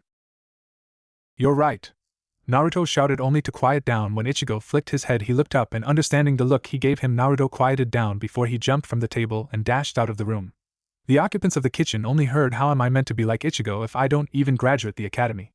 Ichigo smiled lightly before turning back to the kitchen. Kushina smiled gratefully at him. She hadn't spoken and the kitchen had been in a tense silence. Ichigo sat down at the table across from Mikoto and next to Sasuke. "What do you have planned for today, Ichigo?" Kushina asked, setting a plate of bacon and eggs with sausages on the side before him. She had learned to cook over the years, with help from Ichigo, who knew a little about cooking from Yuzu, but a few cookbooks here and there helped them both. "I have to go see the Hokage about something," Ichigo told her, and even though Mikoto couldn't tell since she didn't know Ichigo as well as Kushina, it was a very serious matter that he wanted to discuss, and it probably surrounded the massacre last night. She nodded her head and placed a plate of food in front of Sasuke, but he made no movement to eat. Kushina placed a plate down in front of Mikoto and rested a comforting hand on her shoulder. "Thank you, Kushina, for everything. You didn't have to let us stay here." She smiled up at her friend. "Nonsense. It's fine, Mikoto, what are friends for if you can't steal a bed from them?" Kushina smiled. "It's fine, stay as long as you want. I'll have a futon set up for Ichigo, so make yourself at home in his room." Mikoto turned to Ichigo. "Is that alright, Ichigo?" Mikoto asked, looking towards the orange-haired Umbu only to see a half of a sausage sticking out of his mouth. She tried to hold her light giggle in but found it hard to. The usual stone-faced teen looked so childish as he ate. He removed the sausage from his mouth with his fork and chuckled sheepishly. Yeah, it's fine, Makoto, use it as long you want to. I don't think I will be going on a lot of missions in the coming future, so I shouldn't need solitude. Kushina was surprised at this as she stared at him. He didn't give her any sign of giving her an answer at the present as he continued to eat his food like there was nothing wrong. Makoto simply nodded her head in a grateful manner before she looked to Sasuke and let a frown come to her face. The massacre had hit him hard. His father had died, and from what everyone said, Itachi was the cause of it. Everyone had given both of them looks of disgust. That was the main reason they had left the compound. They finished eating, Sasuke actually eating something after a while of just staring at his plate. Ichigo rose from the table and took the dirty plates to the sink. I'll do that, Ichigo, you go see the Hokage, Kushina said as Ichigo looked over his shoulder at her. You sure, Kushina? Ichigo asked, and she nodded her head. Well, alright then. I'll go get changed and I'll see you guys sometime later on. I'll drop Naruto off at the academy on my way. Thanks, Ichigo. He nodded his head before going to get dressed. He left with Naruto, dropping the boy off at the academy before heading over to the Hokage Tower. He sat in reception for about 15 minutes before he was allowed to enter. Sarutobi looked up at him with a frown on his face. Ichigo, good to see you. Ichigo simply nodded and sat down in the seat across from the Hokage. What can I do for you today? I'm quitting the Umbu. Sarutobi's eyes went wide. It's not just because of last night, I have been thinking about this for a while. Naruto's just started the academy, and I feel like I haven't been there for him over the last year. I see. Sarutobi nodded as he pulled out the resignation forms. Then what will you do? Ichigo sighed as he ran a hand through his hair. I want to become a Tokubetsu Jonin. Ichigo told him, surprising the old man across from him. I don't want a team, I'd be no good at teaching anyone, especially 3 kids at once. Plus, I don't handle impatience well. Sarutobi nodded his head before he saw a folder on his desk and smiled lightly. What about 1 student? Do you think you could handle that? Sarutobi asked, making Ichigo raise an eyebrow at him. I have a special case waiting for a Jonin instructor capable of handling her unique personality. He handed the folder over to Ichigo, who flicked it open. She's had 4 Jonin in the last month? Ichigo questioned, skimming over the Jonin names that had tried to become her sensei. Indeed, all quit. She's quite the handful, Sarutobi told him. Honestly, I don't know anyone else other than you who could take over her teachings, he admitted. I was about to let her go and learn under Ibiki in the interrogation unit, but I would like to keep her away from there as long as possible. Ichigo nodded as he continued to look over the girl's profile. So what do you say? Ichigo thought for a moment as he closed the girl's profile and looked up at the old man sitting across from him. I guess I'll give it a shot. Sarutobi nodded his head with a grateful smile. Enko should be in the Dango store just down Main, he told him. I'll send a messenger for her to meet you there if she isn't already. Ichigo nodded his head and stood up and headed for the door. Good luck, Ichigo. Tokubetsu Jonin, Special High Ninja. Ichigo stood outside the Dango restaurant, scratching the side of his head while halfway through a yawn. He rubbed his eyes before walking into the restaurant with Enko's folder under his arm. The waitress handed him a menu and he nodded his head at her before scanning over the restaurant and its patrons, seeing a 14-year-old sitting at a table by herself with a plate of dango in front of her. She had a bored look on her face as she played with one of the sharp sticks the dango came on. Ichigo made his way over and simply sat across from her, making her glare at him from where she sat. What? She growled out. Ichigo just sighed and placed the folder down on the table and opened the menu in front of him, beginning to look through it before it was rudely pulled out from his grip. What the hell do you want? She snapped at him. Ichigo sighed once more before flicking the folder over to her. That's your file, Ichigo told her, picking the menu back up. I'm your new sensei. Enko narrowed her eyes at the folder before opening it, seeing that he had been telling her the truth. The only way he could have gotten this folder was from the Hokage himself. Ichigo just hummed behind the menu and Enko looked up at him before he laid the menu down, and she got a good look. You're barely older than I am, she snapped. Why the hell would I want you as my sensei? Look, Enko, here's the thing. I don't want a 3-genin squad and you don't want some run-of-the-mill jonin teaching you, Ichigo told her, making her sit back down and listen to him. So it's a win-win for the both of us. He shrugged before calling over the waitress and placing his order. Enko eyed him suspiciously for a moment before placing the dango stick in her mouth. I don't even know who you are, she told him. Never heard of you before. Ichigo shrugged as he looked out the window. The hell is your name? Ichigo Kurosaki, Ichigo said as he rolled his head to look at her with half-lidded eyes. The couch hadn't been all that comfortable to sleep on last night. Well, I'm not going to team up with some no-name jonin. Anko growled, stuffing another piece of dango into her mouth. Ichigo sighed before reaching down into his pocket and pulled out a bingo book. He flipped the book open and began to go through pages. Anko gave him a curious look before he placed the bingo book down on the table and turned it so she could see the person he had turned to. Her eyes went wide as she stared at an Umbu member with orange hair and a mask with black lines down its face and a sword on his back. Her mouth dropped even more as she saw the bounty on his head. The reason you don't know me is because I just quit the Umbu this morning and I haven't done anything else worth my name in that book, Ichigo told her with a shrug as he leaned back in his chair and stared at her with his brown eyes. She huffed and snapped the bingo book shut, sliding it across the table back to him. How's someone so young get that big a price on their head? She questioned. I'm older than I look, he told her as the waitress came back and placed his meal down on the table in front of him. He nodded his thanks, and she walked away as he began to eat. You're not like any of the other jonin that had said they would become my teacher, she said, folding her hands underneath her chin. Most steer away from me. I know, he said. Because you were Orochimaru's student, right? Anko's eyes narrowed, but she nodded her head nonetheless. Ichigo shrugged. Never knew him, though it sure sounds like he made some weird-ass experiments. Ichigo sighed, remembering the 12 squad captain and his crazy experiments. I've seen something similar. I can't say to what extent because I never saw Orochimaru's work though. Anko just stared at him. She had never seen a shinobi of Konoha talk so casually about Orochimaru before. Even ones who hadn't met him still said bad things about him. So what if you were his student? You're not now. You're weird, Anko told him with a smile. Weird but cool. Ichigo sighed before a smile of his own came to his face. So you in? Just as long as I don't have to call you sensei, she said with irritation. That's fine. Ichigo shrugged. Not one for formalities myself anyway, he told her. She just smiled and nodded her head and offered her hand, which he reached out and took. Then I'm in. Ichigo nodded his head before he yawned. I'll test your skills out tomorrow and see where you stand, Ichigo told her. Haven't been getting the best sleep lately. How old are you? She asked, making him raise an eyebrow at her as he saw she was staring at him with a lot of concentration. He hummed in thought. Well, I've been in Konoha for 5 years now, so 20. You look like you're still a teen, she shouted at him. I want to learn how to stay young. Ichigo chuckled lightly, remembering Naruto wanting to know the same thing the day before. Ichigo and Anko both finished up their meal and walked to the counter. Ichigo laid enough cash down for both their meals, surprising Anko a bit, but otherwise she didn't say a word about it. The strange duo walked down the street before Ichigo stopped in front of a middle-class apartment block. Well, this is me, Anko told him. I live here with a friend of mine.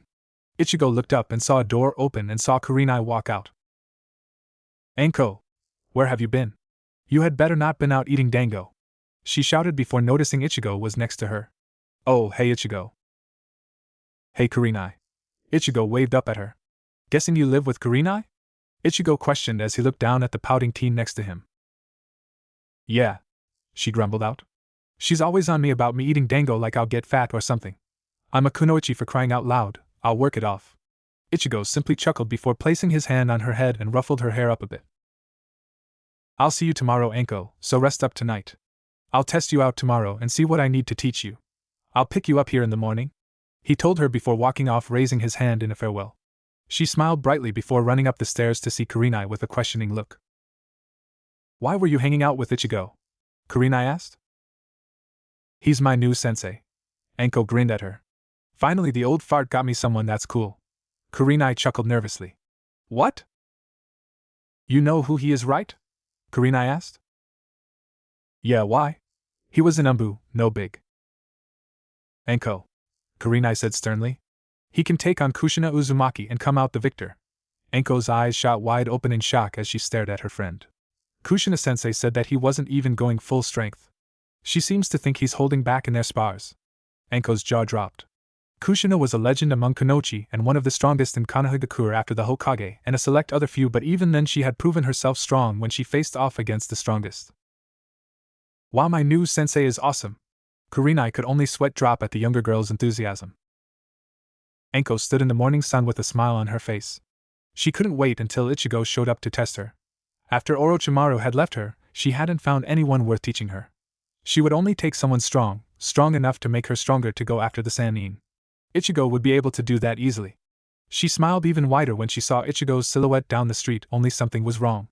His shoulders were slumped, and he had a very pissed look on his face. Also, there was a black smudge on his forehead. Ichigo. Anko waved at him. What happened to you?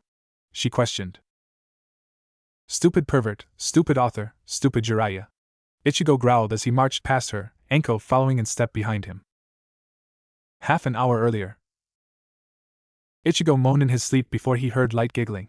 His eyes twitched behind his eyelids before cracking them open. His eyes narrowed dangerously when he saw Jiraiya crouched next to the futon Kushina had set up for him in the corner of the living room. Jiraiya was crouched on his heels with a notepad in his hand, writing down something before giggling once more. What the hell are you doing? Ichigo roared, gripping the front of Jiraiya's shirt. Oh, morning, Ichigo. Didn't know you were up. Jiraiya laughed lightly, rubbing the back of his head. Ichigo's eyes narrowed dangerously, giving the old pervert mere seconds to see the danger zone he was in, and Jiraiya gulped. You see, you were having a very intense dream about someone, and I just thought it might be good material so you know, he said, looking at his discarded pad and pen. Jiraiya screamed as Ichigo relentlessly attacked, waking the Uzumaki household up with quite a shock. Ichigo had the Sannin in a headlock, but at one stage in their fight Jiraiya had managed to get the upper hand and write his autograph on Ichigo's forehead. Back to present time. Both stopped at an empty training ground. Ichigo was finally getting over the perverted Sannin's greeting that morning and turned to Anko, who was grinning from ear to ear at him. Your attitude sure has changed since we first met yesterday, Ichigo said with a grin. Well, yeah, after Kurenai told me you can take on Kushina Uzumaki. Why the hell would I not want you to be my sensei? You're awesome. Ichigo rubbed the back of his neck awkwardly as she grinned at him. So you got to test me, right? Ichigo nodded his head as he pulled the large cleaver off his back and stuck it into the earth next to him. Anko watched as he simply rose his hand and pointed it at her. Bakudo number 1 Sai, he said, and before Anko knew it, her arms were twisted behind her back in a painful way and she was on the ground struggling to get out of the weird hold that Ichigo had on her. Hey! What the hell did you do to me? Let me up! Anko yelled at him. This is the start of your training, Ichigo told her as he sat down, his back leaning up against Zangetsu. If you can get out of that, I'll start to see where your true level lies, he told her. She growled as she started to struggle even more against the Kido spell, only to roll around the entire training field for hours. Haha, maybe I should have got a whole 3 genin. It would have been hilarious to see 3 people doing this. He chuckled to himself as Anko yelled and cursed at him to let her go. Anko growled underneath her breath. She had made it to her knees, but she still couldn't move her arms from behind her back and the sun was starting to go down.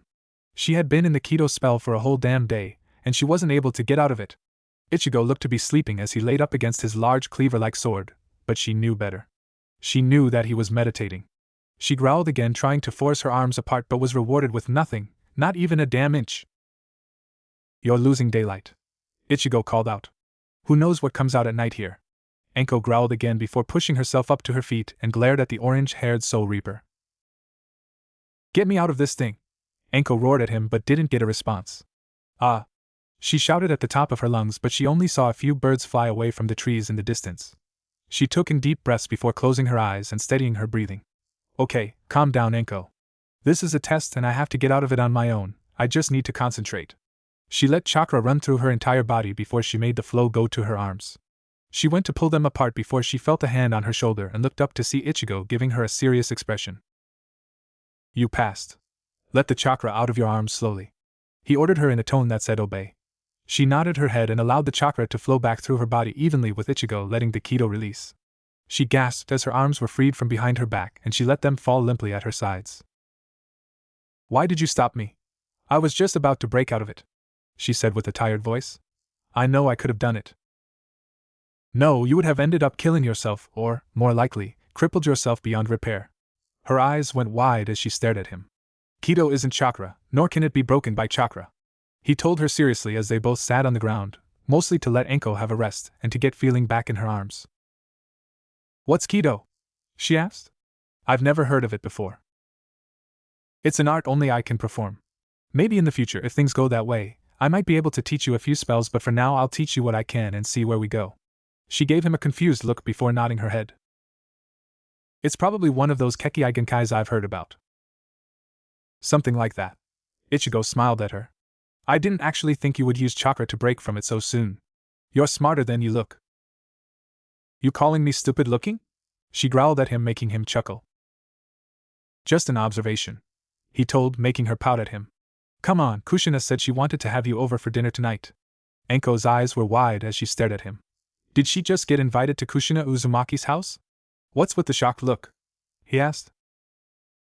Nothing, she told him as he helped her stand, of which she was grateful for. Tomorrow, your real training begins. I don't know a lot about jutsu, but I can teach you taijutsu and, if you want, kenjutsu, but not the type you know from your shinobi teachings. It will be different, somewhat similar to the samurai, he said, making Enko give a hesitant nod before she looked at the sword on his back and back to him as they walked down the street. I never really thought about fighting with a sword before, she told him. You don't have to, it was just a suggestion, he told her, and she nodded. Just letting you know it's there if you want to learn it. She nodded her head again, and soon enough they reached a nice-looking apartment building. The lights inside were on and they could see a few silhouettes in the windows moving about. So this is where Kushina Uzumaki lives. Enko breathed out, making Ichigo chuckle. Don't let it get to her head that she has a fan, Ichigo told her, making her pout at him once more before they ascended the staircase to the apartment. Ichigo opened the door to let Enko in, only for them to both sweat drop at the scene inside. Both Makoto and Kushina were kicking a down Jiraiya, of who was on the floor begging for mercy. Sasuke and Naruto were on the couch looking over the back of it, watching what was happening. I'm home, Ichigo said, bringing everyone's attention to the two newcomers. Ichigo, Naruto shouted. I totally missed you today. You were gone even before I got up. He pouted at the orange-haired teen. Blame the damn pervert for that one, Naruto, Ichigo told him. He woke me up with his damn research, as he likes to call it. Makoto and Kushina cracked their knuckles over the man who whimpered at the sound. It's not what it sounds like, Jiraiya shouted, jumping to his feet, miraculously recovering from his earlier beating. Ichigo was having a naughty dream. Don't tell them that, Ichigo roared, a blush on his face.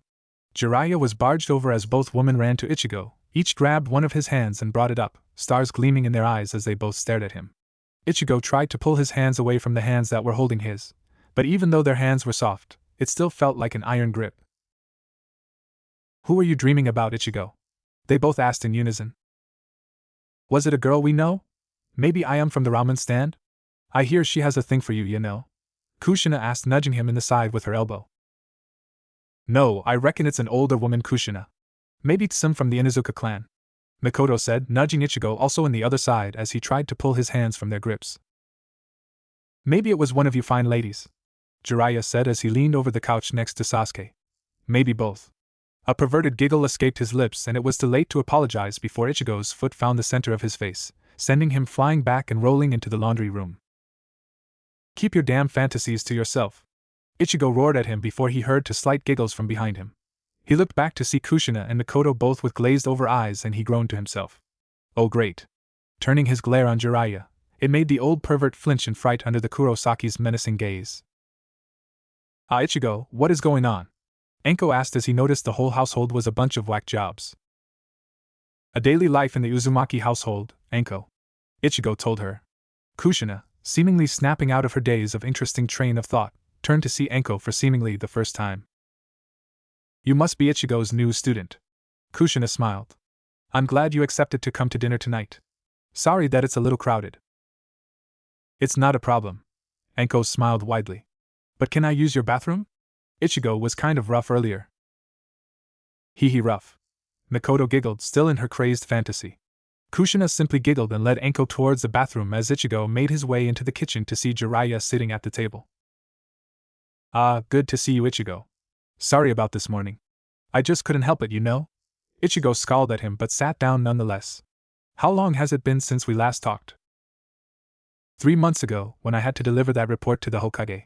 Jiraiya nodded his head as he tapped his pen down on the table. So Itachi went through with it?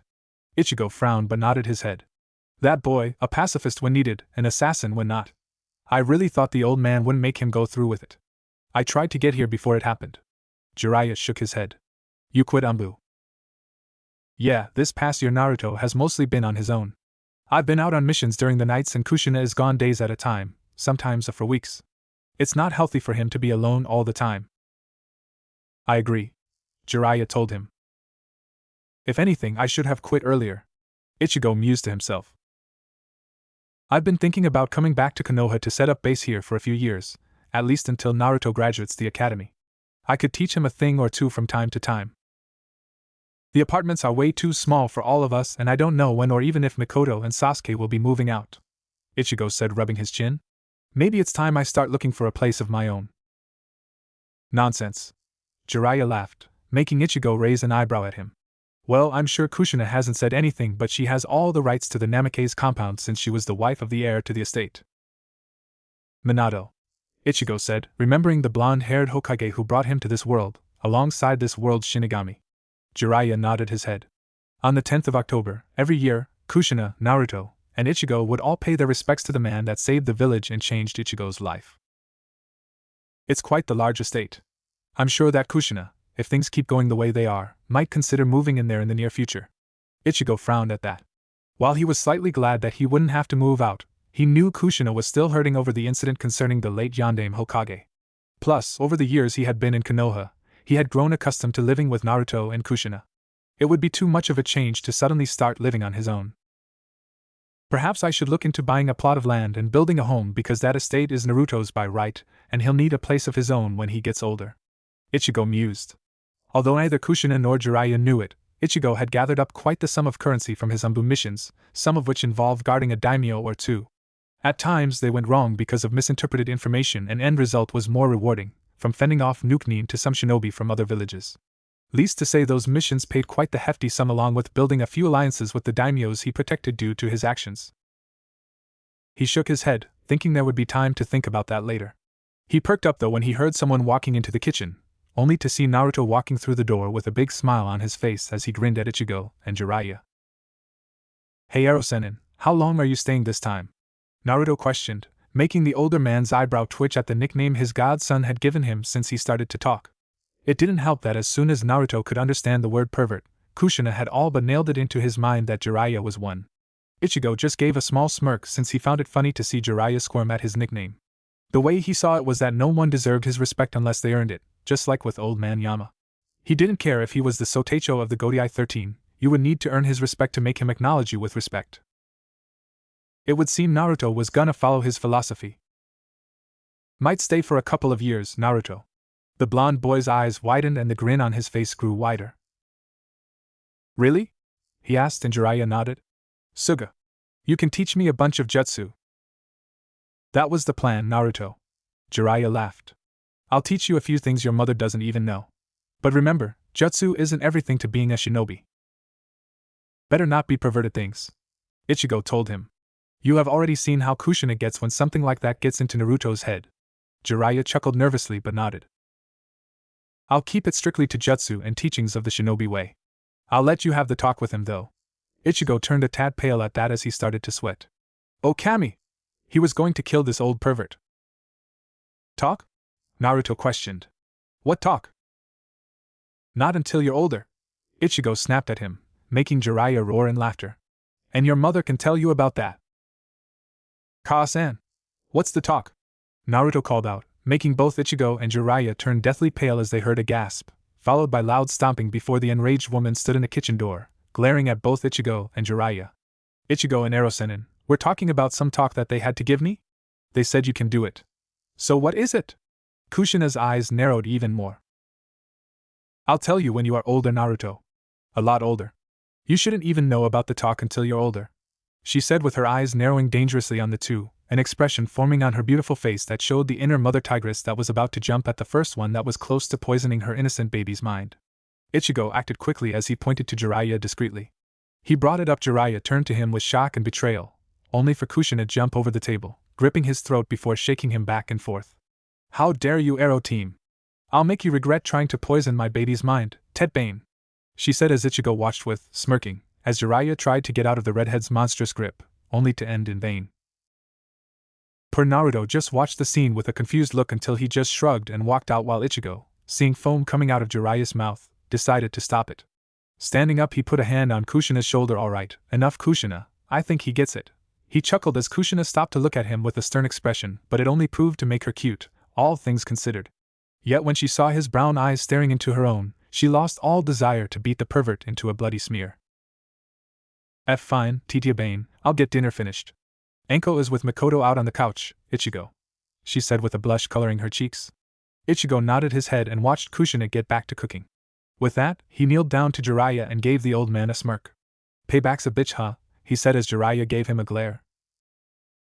I hate you. Ichigo just shook his head before he hauled the old perv up from the floor before walking out into the lounge room. So Anko, did you like Ichigo's training? Makoto asked, making the younger girl pout. No. He used these weird spell thingy on me and I couldn't move my arms at all. Anko whined. I was stuck like that all day trying to break out of it, and all he did was laugh at me. Those Kido spells sure are a hassle, Naruto said, sitting next to Anko. He had seen Ichigo do a few and knew they were destructive but also very useful. He won't teach me how to do them though. He pouted as Ichigo chuckled and sat on a recliner. Jiraiya took a place up on the floor where he had situated his writing material on a coffee table, while Sasuke simply sat on the couch next to his mother. I told you, Naruto, when you're older, Ichigo told him, enjoying making his little brother squirm. When you graduate the academy, that is. Naruto just pouted as everyone laughed at the blonde's expense. But still, Anko grinned. I can't wait until Ichigo starts to teach me real stuff. She grinned, causing Ichigo to look at her with an amused glance. Oh, she would be regretting those words. Anko collapsed to the ground, completely drenched in sweat. She had been training with Ichigo for almost 3 months now, and she still hadn't been able to keep up with his crazy training. She always collapsed after a day of it. Sometimes even before the day was out she would collapse from exhaustion, always wondering why Ichigo could keep going like he hadn't spent a whole day training.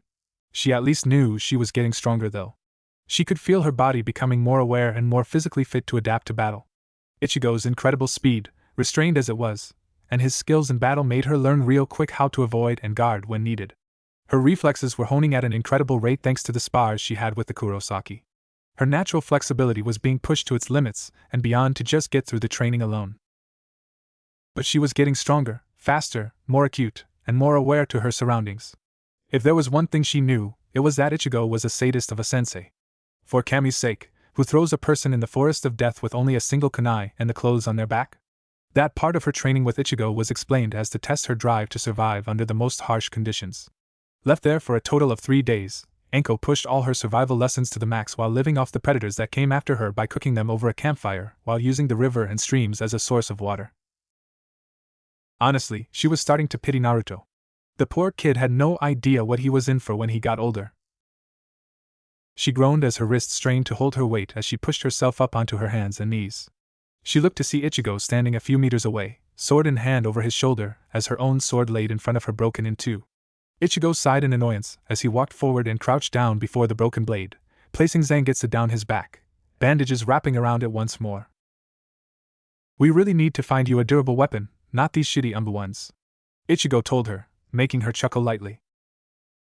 You were an Umbu.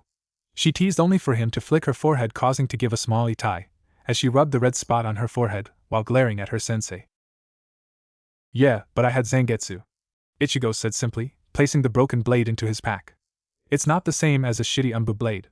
She smiled as he offered her his hand and reached her own hand out and took his before she was pulled to her feet.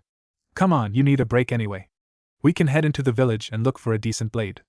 I think my asking for Umbu blades from the HQ is starting to irritate a few people. She chuckled lightly but nodded her head as they both walked over to where they usually left their supplies when they trained. They never left the village, but on more than one occasion a training session would go on for days at a time, so they usually stacked a supply of water and food pills just in case. Or if given a mission, they would train along the way and the way back because every day was used for training. Anko grabbed a bottle of water and cracked it open before downing half of it, taking a deep sigh before she smiled. Alright, let's go see if we can find a blade just as good as yours. Anko smiled, making Ichigo place a hand on her head and ruffle her hair. Nothing is as good as Zangetsu. He winked at her, making her pout at him before the two walked towards the village, Anko idly drinking from her bottle of water as they walked. Anko liked walking with Ichigo. She never got the glares or the looks she did when she was alone or even if she was out with Kurenai. Nobody messed with Ichigo. Any who did, well, let's just say they didn't ever again. Not that he killed them, but Anko actually didn't know what he did. Last time it had happened was 2 months ago, when a drunk villager had called her a snake whore.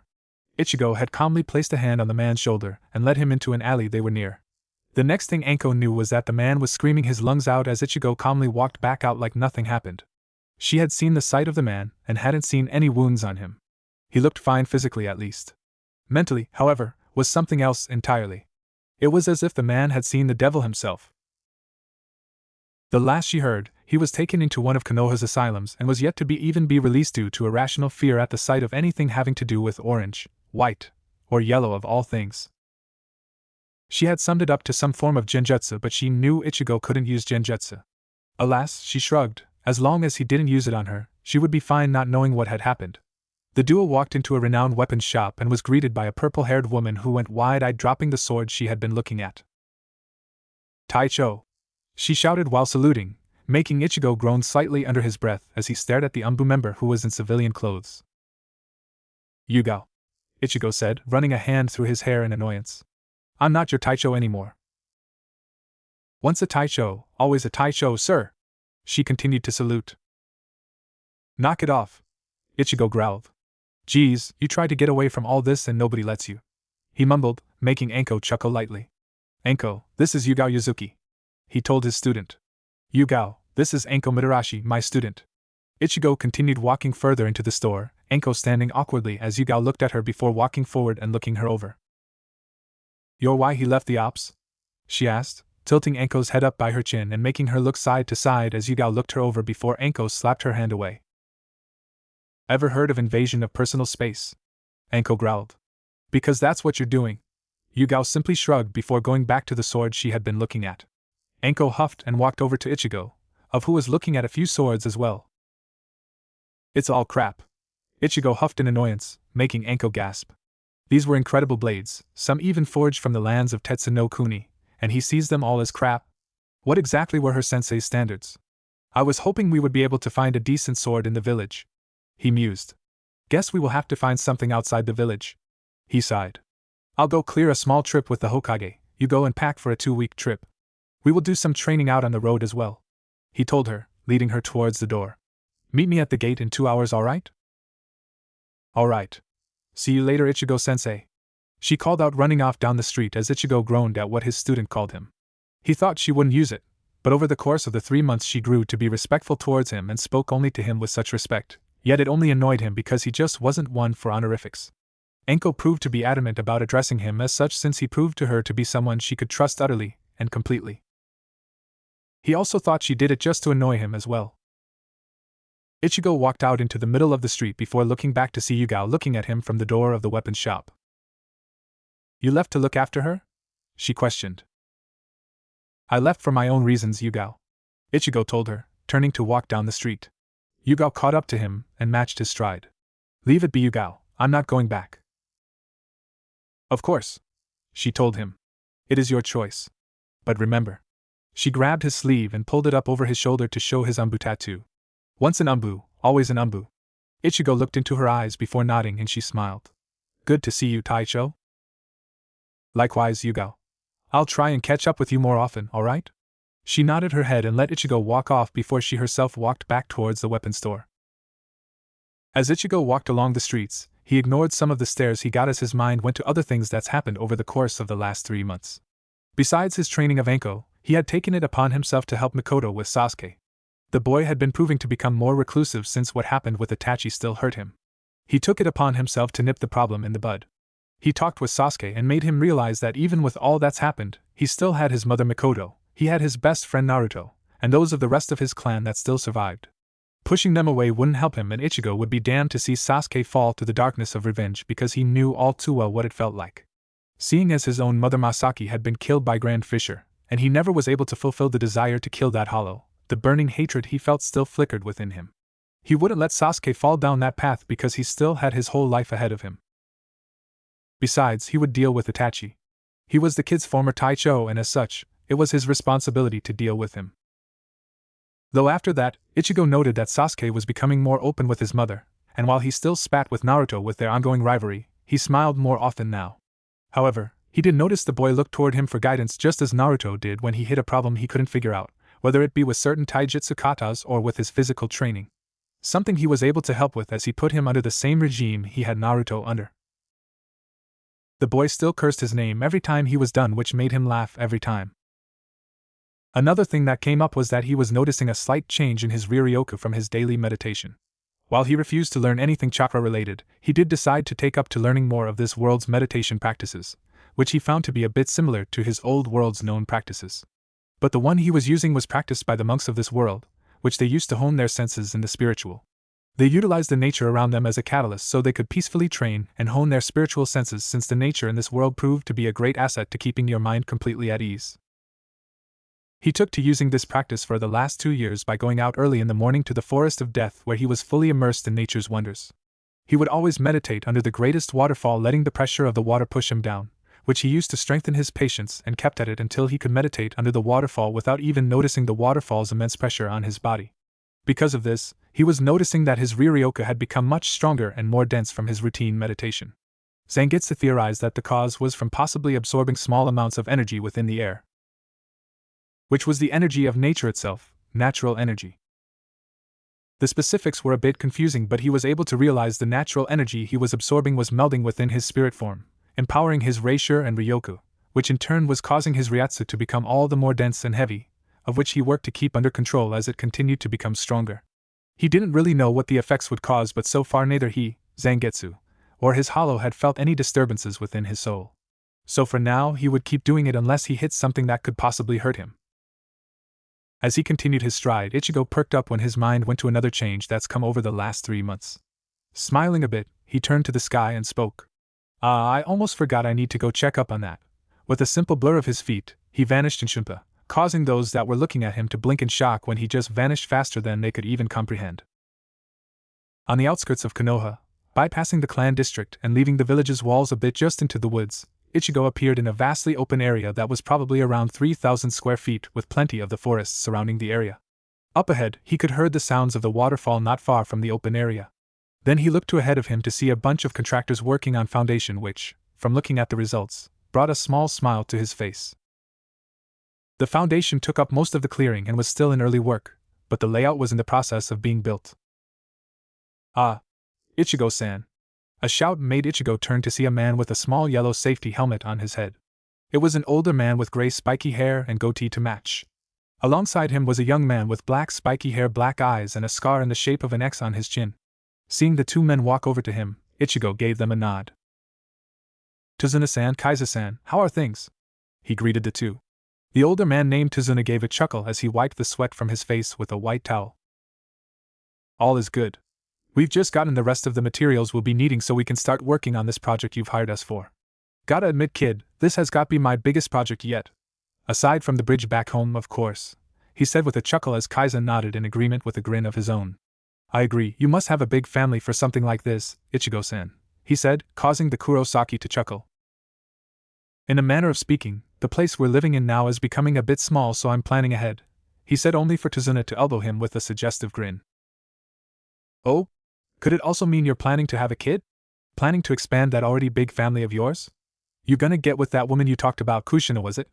He said, only to get an annoyed stare from the Kurosaki as his cheeks changed color with a tint of red at what the old man was suggesting. He only spoke of Kushina with Tazuna for a time, but did the old guy have to take out of perspective like this? Stupid old man, he said, only causing Tazuna to grin even more. You didn't deny it, Ichigo.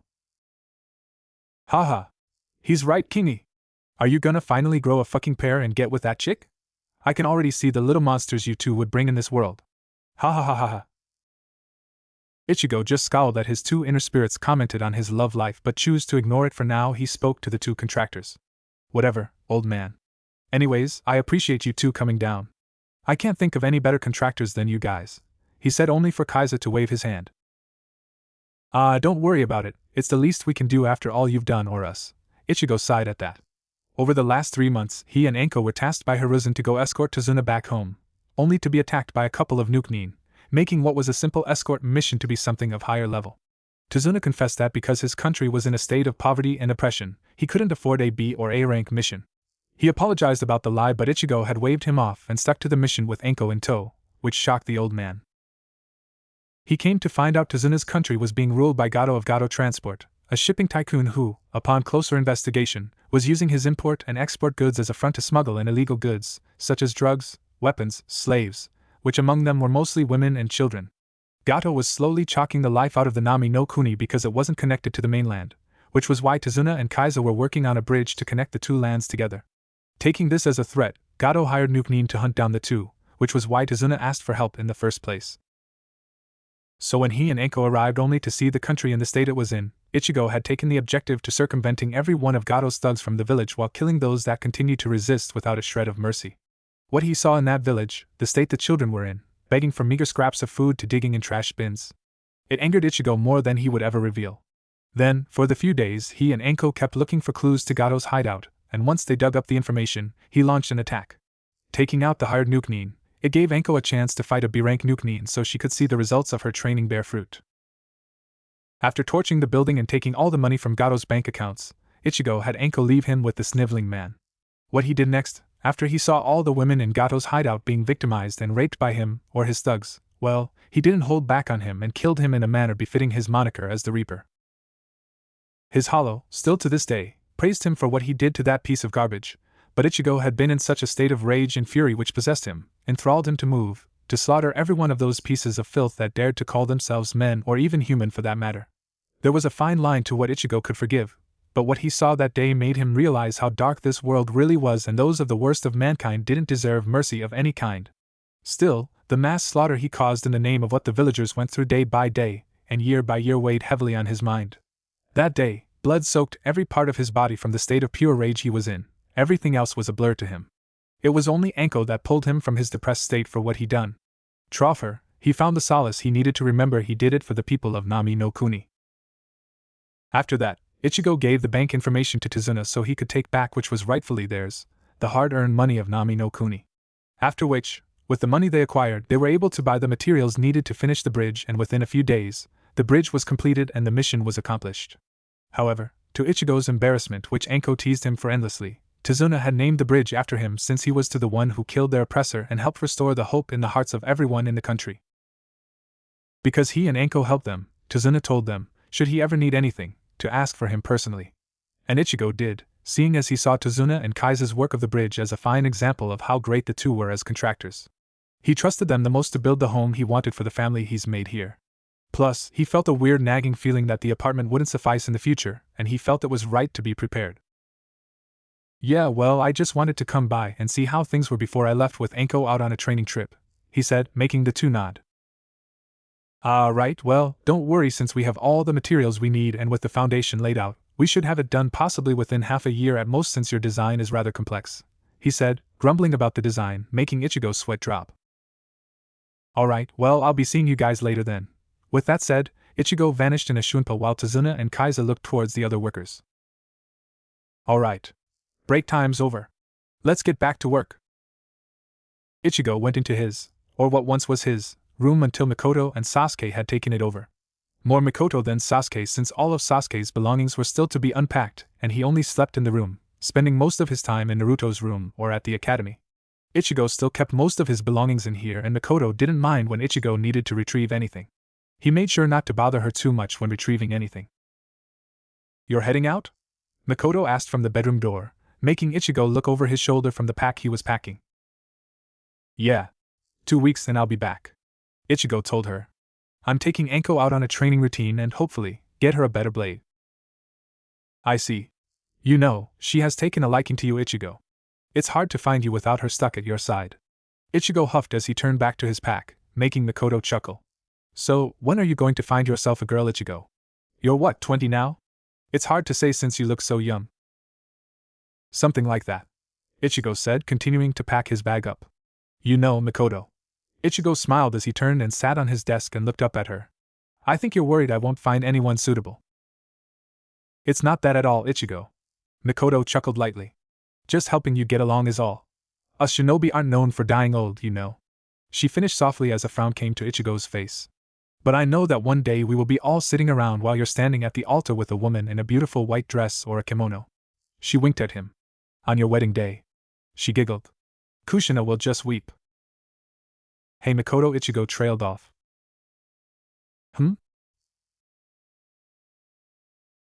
Did you love Fugaku? Mikoto went a bit wide-eyed the question before she lowered her gaze slightly and pulled her arms up around her. No. she admitted. Maybe once, but in the end, I didn't truly love him like a wife should. She continued. It was an arranged marriage within the clan that our two families both wanted. It never became more than that. Ichigo lowered his gaze. But I felt sorrow when he died. Even though there was no love between us, we spent a majority of our lives together. I'm not happy that he passed, but… It's okay, you don't have to explain, Ichigo told her, turning and going to continue to pack. I was just curious is all. I don't think I've ever seen you this serious, Ichigo. Mikoto giggled lightly. I know Kushina and I are always teasing you, but we do care. Please take care on your trip. Take care of Anko too. Okay? Ichigo looked over his shoulder and smiled before giving her a nod. Tell Kushina I'll be back in 2 weeks.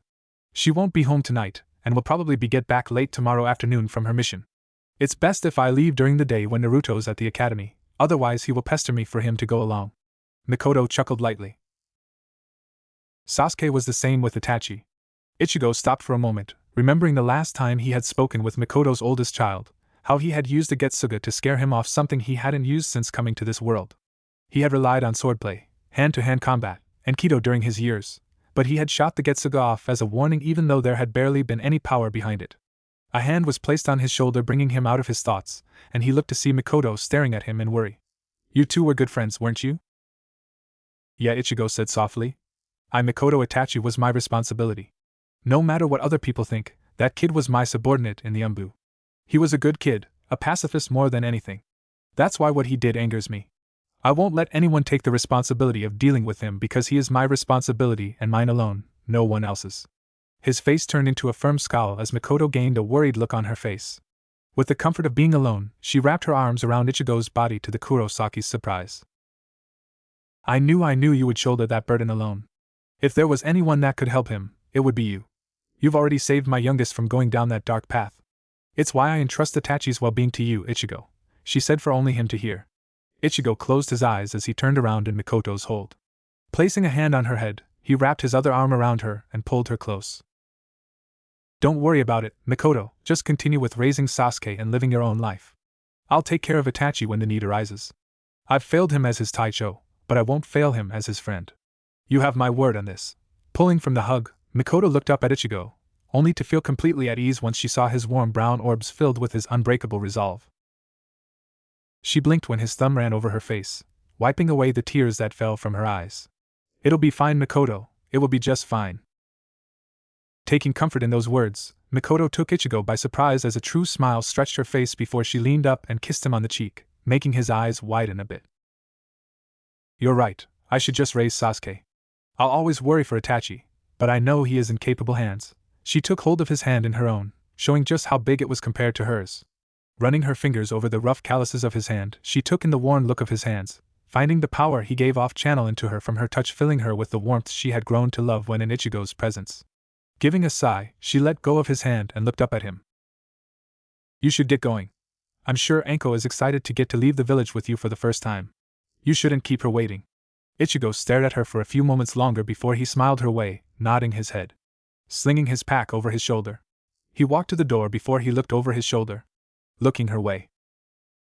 Yeah. Also, tell Jiraiya that if I hear anything about him trying to include Naruto more into his research, I'll personally castrate him. Mikoto chuckled. You will have to beat me or Kushina to it first, Ichigo, she told him as he left the room. Ichigo walked out of the house, leaving Mikoto behind to stare where he once was. Then she looked to her hand, still feeling the warmth and roughness of Ichigo's hand. Then she touched her lips, remembering the small act of affection she showed mere moments ago. Her cheeks flushed crimson at what she did, but the beautiful smile on her face and the fast beat of her heart spoke volumes. You truly are a wonderful man, Kurosaki Ichigo, to make me feel this way. Unknown to this, Ichigo was walking to the main gate. He stopped by the Hokage's office to get the clearance for the trip. Making so, he was on his way to the gates, where hopefully Anko would be waiting for him so they could leave straight away. Luckily, when he saw her spiky purple hair, he smiled as he walked up behind the young Kunoichi, easily masking his presence from her. Then he leaned down to her ear and spoke. Boo! Kya! Ichigo laughed as Anko literally shot up in the air about 4 feet high. When she saw it was him was when she glared. Once she landed, she started to pummel him. Don't do that, Ichigo-sensei, she said with an embarrassed flush as Ichigo just chuckled more before she soon stopped. Crossing her arms with a huff, she glanced his way as she spoke. So, did everything get sorted out with the old man? She asked. I wouldn't have a bag over my shoulder if it wasn't. Ichigo smirked at her, making Anko pout at him. We've got 2.5 weeks out of the village, but I'd rather we get back in the 2 weeks and relax for a couple of days before we start training again. You have your Jonin exams coming up, you know. You're actually going to recommend me? She asked in shock. She was still just a chunin at the moment, and it wasn't unheard of young ninja becoming Jonin, but it didn't happen very often. Ichigo just nodded his head and the two walked out of the village. Yes, you've proven adequate with all fields in being a shinobi, and your taijutsu and kenjutsu alone are mid-jonin thanks to your training. However, first off we need to get you a sword that won't break in training. Until then, you're a chunin, Ichigo told her. What? That could be forever, going up against Zangetsu, Anko shouted, waving her arms out in horror at him. Yep, Ichigo laughed. Damn it, you're a sadist, sensei. Ichigo and Anko walked along the dirt road. They had left the Konoha 2 days ago, and were now just crossing into the land of waves. Although they could have got here a lot sooner, they had simply taken their time, not in any real rush. Anko was smiling happily as she walked next to Ichigo, just enjoying being out of the village, not having to worry about what the villagers around her were thinking. Ichigo had his hands in his pockets as he looked up to the sky, a small frown on his face. Hey Ichigo, Anko started, making Ichigo turn his attention to the younger girl walking beside him, a backpack on her back. She glanced up at him before looking back to where the road trailed off up ahead. When we first met back in the dango shop, you said you had been in the village for 5 years. It's been bugging me for a while now, but where did you come from? What village? She questioned. Ichigo stayed quiet for some time. My home is a long way away from here, Anko. You've probably never heard of it before, Ichigo told her, making her look up at him to see a sad look on his face. When I came to this village, it wasn't my wish. I was brought here by the Yondaime Hokage. Anko's eyes widened in surprise as Ichigo continued. When he passed, he asked me to look after Kushina and Naruto for him. At first, I was angry, incredibly angry, Ichigo admitted to her. I still don't know if I'll ever forgive completely. He sighed. If you were angry, Anko hesitated.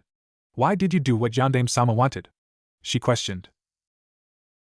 When I awoke after the attack of the Kyuubi, I saw Kushina with Naruto, running from enraged villagers. At the start I didn't know who they were. I simply didn't care. He shrugged. I just knew they needed help. I saw that Kushina was weak. Minato had given me a message to give to them. I was going to simply give it, and walk away, turn my back on Kushina and Naruto. But I saw something in Naruto. I don't know, I can't explain it. Ichigo chuckled. So I stayed. Don't you miss your home? She questioned and saw that he stopped walking. She turned back to him to see him with a downcast expression. I do sometimes. I don't even see the village as my home, just somewhere that I am, he admitted, making her eyes go wide. But I can't go home, at least that was what I was told, he said truthfully. And to be honest, I wouldn't even know how to get back. He looked up at her. For now, all I can do is keep my home in my thoughts and hope that one day I'll get to see my friends and family again someday. Anko watched as Ichigo started to walk again, his face now holding his usual scowl. Come on, we're burning daylight. Anko nodded and once again fell in step beside Ichigo. If what the Shinigami of this world said was true, then Aizen took control of everything and nothing remains. With that thought, his scowl increased. Man, it's so boring without Ichigo here. Kushina pouted as she watched Mikoto move around the house, putting dishes away from their breakfast earlier. Kushina had just gotten back from taking Naruto and Sasuke to the academy. When she had returned, Jiraiya wasn't there and Mikoto had been doing the dishes. It's only been a day, Kushina. You sound like a wife missing her husband. Mikoto smirked, looking over her shoulder. Kushina blushed and turned her attention elsewhere. You know, Ichigo doesn't really speak about himself all that much. Actually, he doesn't speak that much at all, she commented, remembering yesterday's rare moment when he spoke with her concerning Itachi. That was one of the rare few moments he ever truly spoke about things that concerned him. Ichigo. Kushina tried to find the right words to describe Ichigo before furrowing her eyebrows. Ichigo is Ichigo, she sighed. It takes a while to figure him out, and even longer for him to come around. Mikoto sat down across from Kushina and both women sighed. He needs a girlfriend, Mikoto drawled out. Agreed. Both looked at each other before giggling. The girl that finally nabs him up is going to be one lucky lady. Kushina breathed out. You know, I was surprised when you brought him to the Uchiha compound for the first time. With that scowl of his, I thought he was going to be the usual stuck-up annoying ass that you usually find in a bar looking for a good time. But he really surprised me. Mikoto continued. He's truly a great man. Man? Indeed he is. Kushina told her. Sure, he may look like a teenager, but he's only a couple of years younger than we are, Mikoto. Plus, he's very mature if with a bit of those adorable moments he has. Yeah, like when he had that piece of sausage sticking out of his mouth that one time.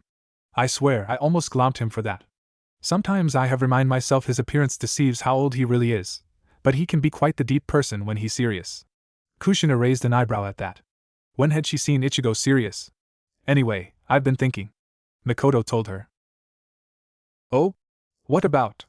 Kushina questioned. I think it's about time I rejoined the Kunoichi Corps. Kushina's eyes widened at that.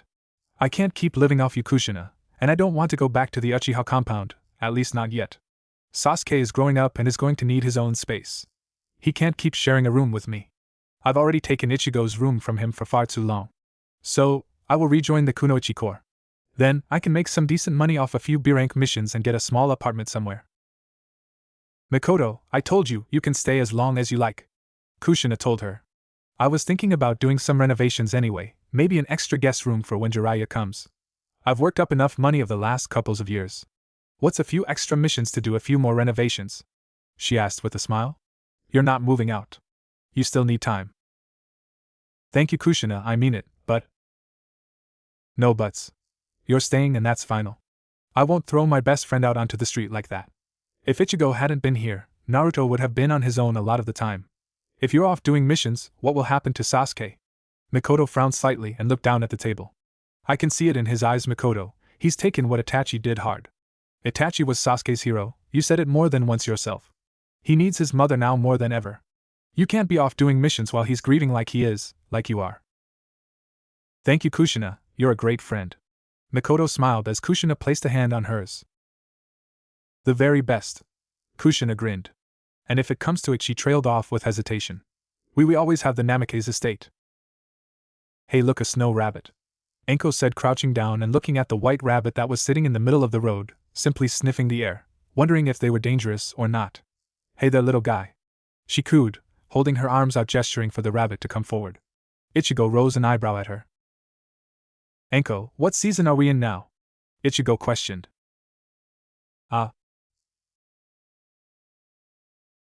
When was the last time it snowed? He questioned once more. Well, she trailed off.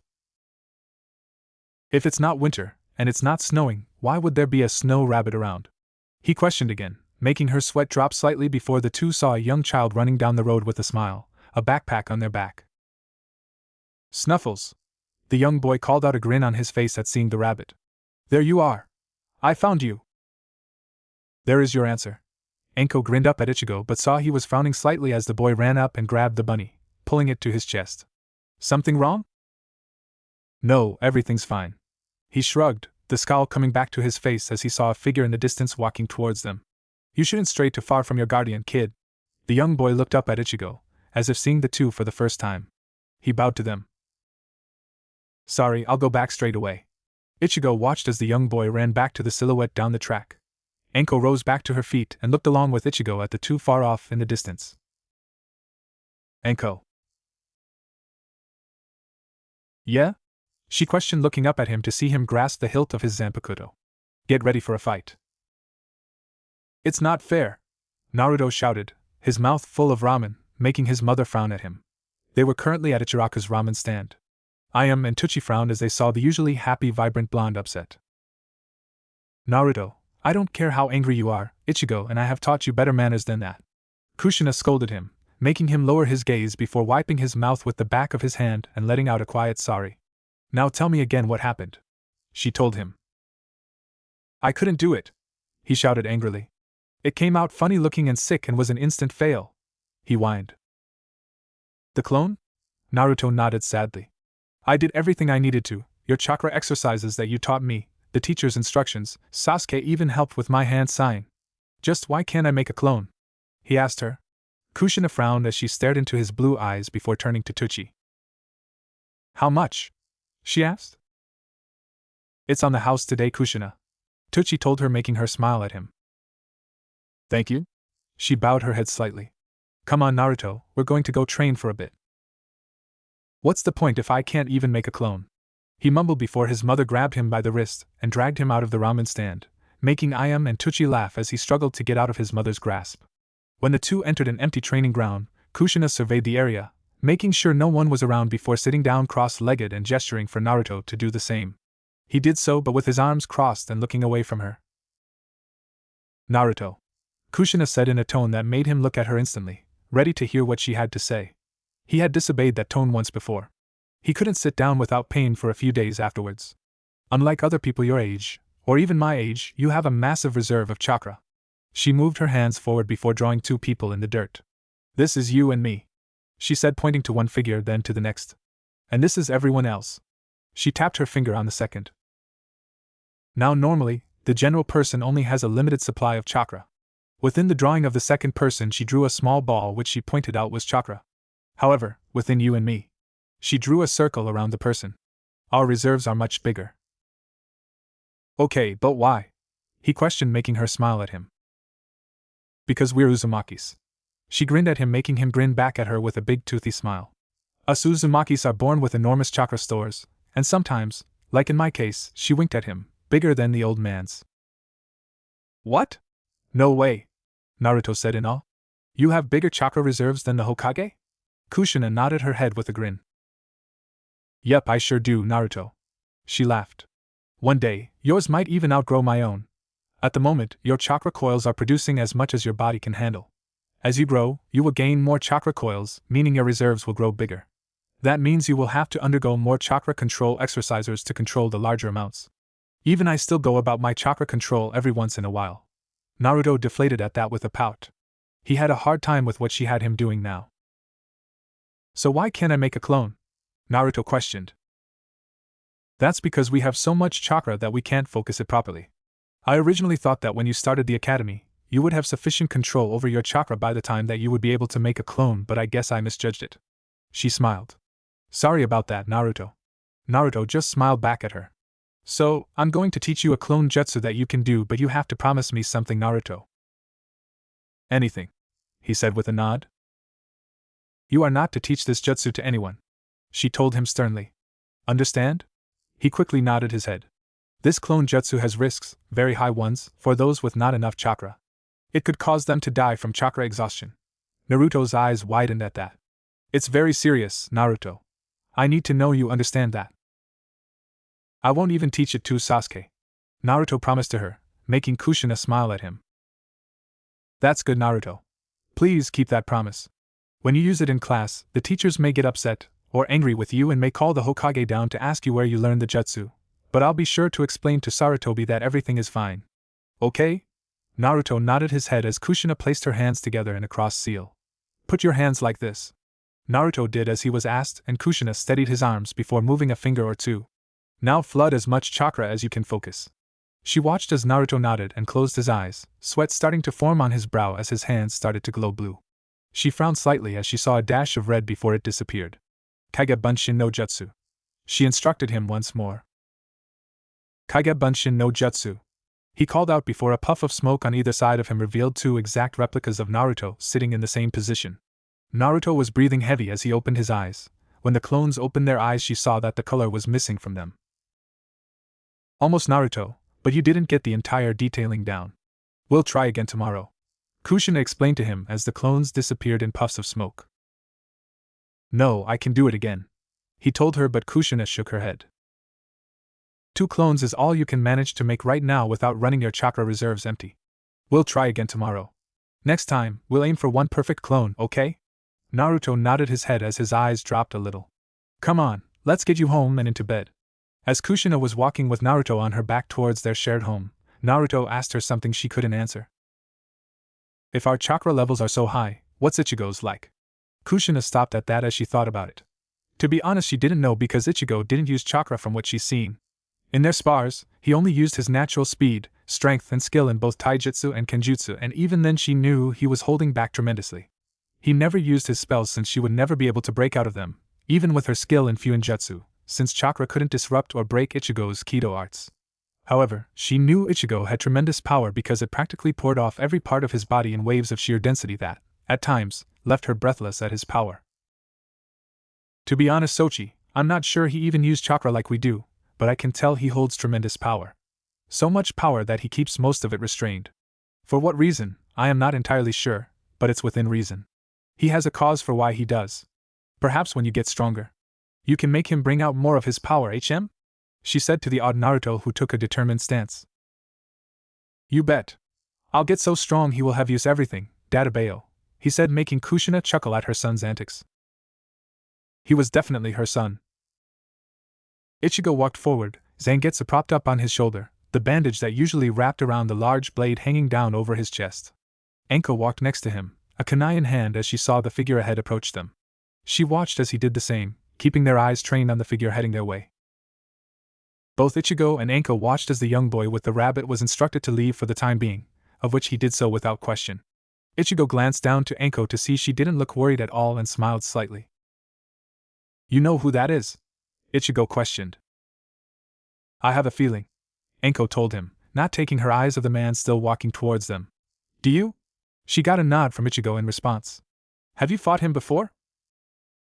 A few times, back in Umbu. Last time I saw him was 2 years ago. We shared a mission with Kirigakure. He wanted to spar. Recent news says he went rogue after a failed coup d'etat. Ichigo told her before stopping as Zabuza came into view, his lower face covered in bandages. His slight gray Umbu flak jacket had seen better days, several holes from where kunai or shuriken had obviously struck still remained. The usual padding over his shoulders revealing his village symbol had all but been burnt away. I know that blade, Zabuza said, stopping his stride as he looked the two over. Haha, so it is you. He grinned beneath his bandages at Ichigo, also noting his orange hair he had seen behind the mask Ichigo once wore. I've barely been out of the village a month and they already got hunters from other villages coming after me? He questioned, grinning beneath the bandages covering his face. Not that I know of. Ichigo shrugged, shifting Zangetsu on his shoulders. If you hadn't noticed, I'm not in Umbu anymore, meaning I'm no hunter nin. He told him. TCH, you've never been a damn shinobi. You're a swordsman and more samurai-like than a shinobi. Zabuza told him before turning his attention to Anko, of who rose her kunai up, making Zabuza grin. Got yourself a little protege? He laughed, only to laugh harder when he saw Anko scowl at him in a very familiar way Ichigo did. Oh, he could see the resemblance bleeding through the young Gaki's face. Something like that, Ichigo said before patting Anko on the back, making her stumble forwards a few steps. Go get him, he encouraged, making her turn her head with wide eyes as she stared at him. What? He questioned, sounding completely innocent of the fact he was tossing his young student into battle against one of the legendary Kirin no Shinobigatana Shishininshu. He's a jonin, Anko shouted at him. You're going to send your only pupil out to fight a jonin? That's insane. You're insane. Stop being insane, she shouted at him, making him chuckle lightly in response. What have I been training you in? Ichigo questioned. You've taught me to wield a sword, Anko told him. Exactly? Ichigo grinned. I don't have a sword, she shouted, making him grin and point at Zabuza. He does. Anko's eyes widened momentarily, looking back at Zabuza before back at Ichigo to see him grinning, making her grin as she understood.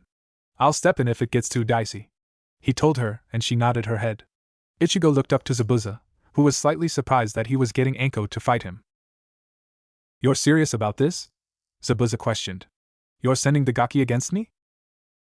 Sure am, Ichigo said, walking over to a tree, placing Zangetsu against it. Well, what are you waiting for?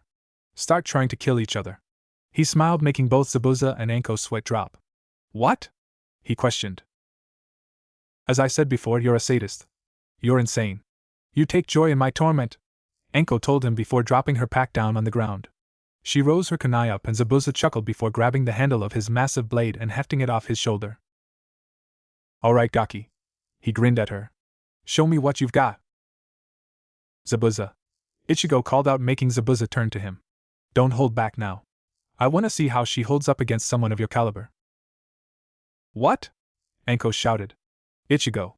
Stop it. This is going to be hard enough as it is, she complained. Don't blame me if I kill her, Zabuza shouted while dashing forward, making Anko duck. The strands of her hair hot sliced off in the process, and her ponytail came undone, letting her purple hair flow behind her. 10 points, Anko. You ducked too late.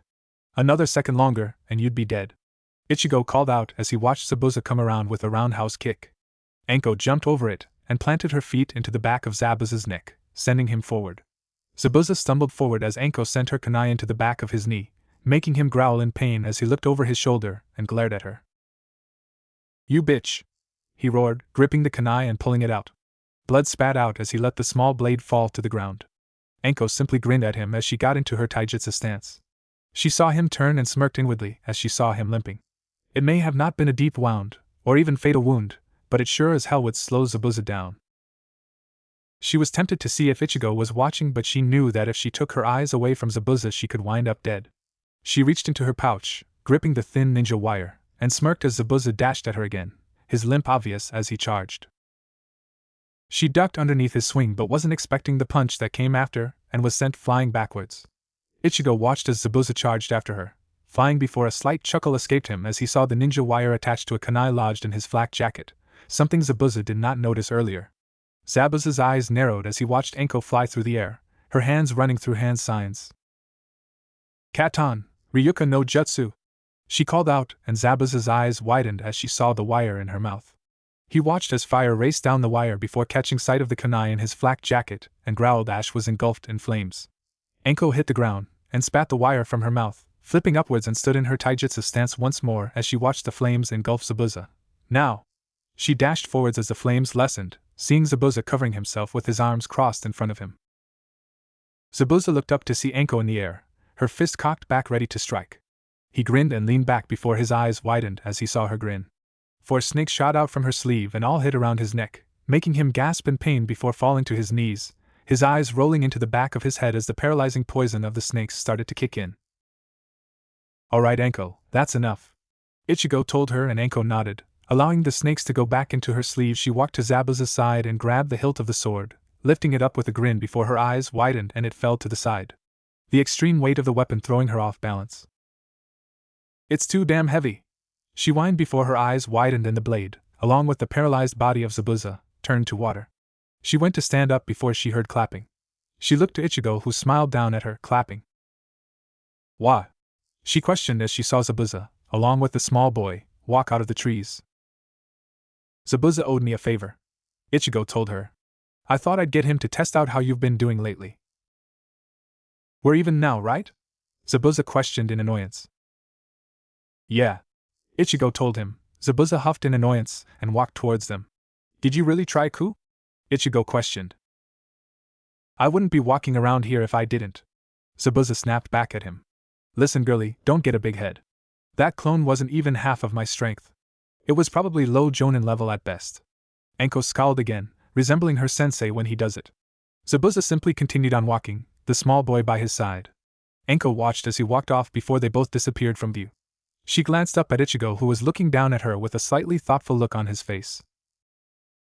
Something wrong? Anko questioned. No, it's okay. I just thought he'd put up a fight or something. Something must be bugging him. Ichigo shrugged. Come on, let's go. We need to find you a sword already, Ichigo said, turning and walking away. Anko pouted before pulling herself up and walking over to her bag, pulling it on before reaching into her weapons pouch as she walked along next to Ichigo. Pulling out a short length of ninja wire, she pulled her now shorter and messy hair up and tied it off in a spikier ponytail than it had been originally. We'll get you a ribbon or something in the next town, Ichigo told her. A ribbon? What am I, some girly girl? Anko growled at him. Hey, I knew a girl once who liked ribbons and wasn't a girly girl, Ichigo told her. Oh yeah? Who was she? Anko questioned, making Ichigo open his mouth to retort but couldn't recall the name. If the world were destroyed, then there would be no Ichigo. The purple-haired girl turned to him with a smile. And I can't imagine a world without you. Anko looked up at Ichigo to see he had stopped walking. His eyes were wide and she watched on in shock as tears started to fall down his cheeks. All Ichigo felt that moment was an immense pain as that stray memory flashed by him. Ichigo? He blinked, only to feel Anko's hand on his cheek, her staring up at him in worry. Realizing he was crying, he wiped the tears while giving Anko a reassuring smile. I am fine. It's just an old memory, he told her, surprising her. Let's just keep on moving. Anko nodded her head and kept on walking quietly beside him, all the while shooting Ichigo worried glances. She had never seen Ichigo shed a tear, not even during the Nami no Kuni incident when he saw what was becoming of the country, and the state the people were in and being treated. That still made her tremble in fright at times. Ichigo seemed to become a completely different person. He was cold and completely brutal to every single one of Gado's hired thugs and Nuknin.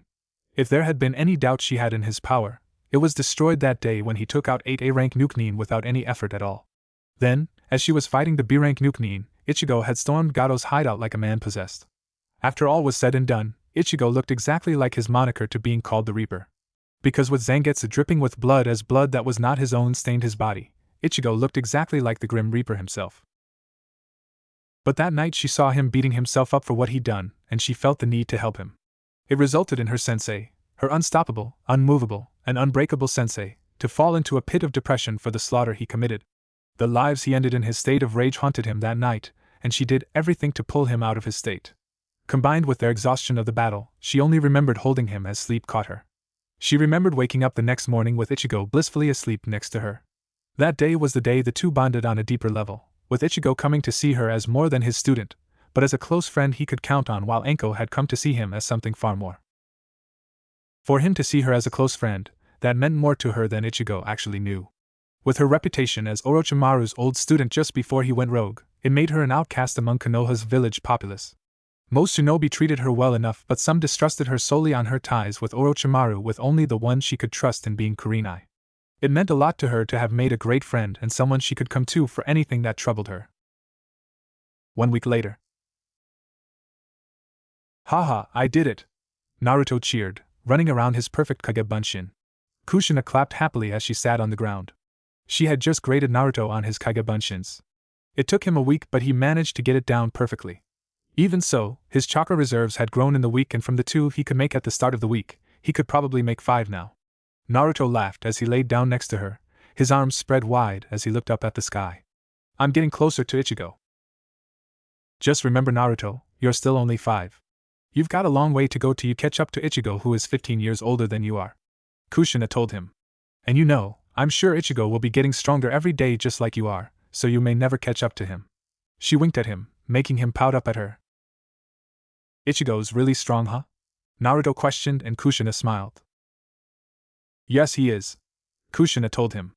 I'm sure he could be the next Hokage, but Ichigo's not really the type to want such a leadership role. Plus, he doesn't have the patience for all that paperwork. You've seen how the old man gets when it piles up. Ichigo would throw it all in the trash if not burn it before that. She grinned, making Naruto grin back. You two seem awfully happy. Mikoto smiled as she walked into the field with Sasuke, who had his hands in his pockets with an irritated look on his face as he saw Naruto's grin. Hey Mikoto! Sasuke! Kushina waved before she noticed the basket in Mikoto's arms. Did you bring lunch? She squealed in delight. I'm starved. Ramen, here I come. Before Mikoto could think, Kushina was before her, picnic basket in hand. Her head already inside the basket, looking for the so-called food of the gods both her and Naruto had dubbed ramen. Kushina, ever since Ichigo left with Enko, that's all you've been eating. You need something more healthy in your diet. Mikoto told her, making Kushina whine as she only found sandwiches in the picnic basket. But I wanted ramen, she whined, her head still inside the picnic basket. Mikoto sighed as she looked to Naruto, who was grinning. Naruto, how are you ever going to get tall like Ichigo if you never eat anything other than ramen? It stunts your growth. That's a flat-out lie, Kushina shouted, pointing at Mikoto, who couldn't help but laugh as the picnic basket was still on her head. Kushina giggled before removing it and placing it on the ground. Let's eat, she told them. Whether or not it was ramen, she was still hungry. The 4 of them sat down, Mikoto and Kushina already chatting away mostly about how to get Ichigo a girlfriend, which drove both Sasuke and Naruto away from the topic of conversation. Hey Naruto. Naruto looked at Sasuke, half a sandwich hanging from his mouth. Whamp! Kushina instantly slapped Naruto in the back of the head for his bad manners, making him whine before he saw her stern glare. Yeah, Sasuke? He asked, removing the piece of bread from his mouth, making Kushina go back to her conversation with Mikoto. Ichigo, he's strong, right? Stronger than most in the village? Sasuke asked. Totally. Naruto grinned. Ka-san just said he could even be Hokage if he wanted to.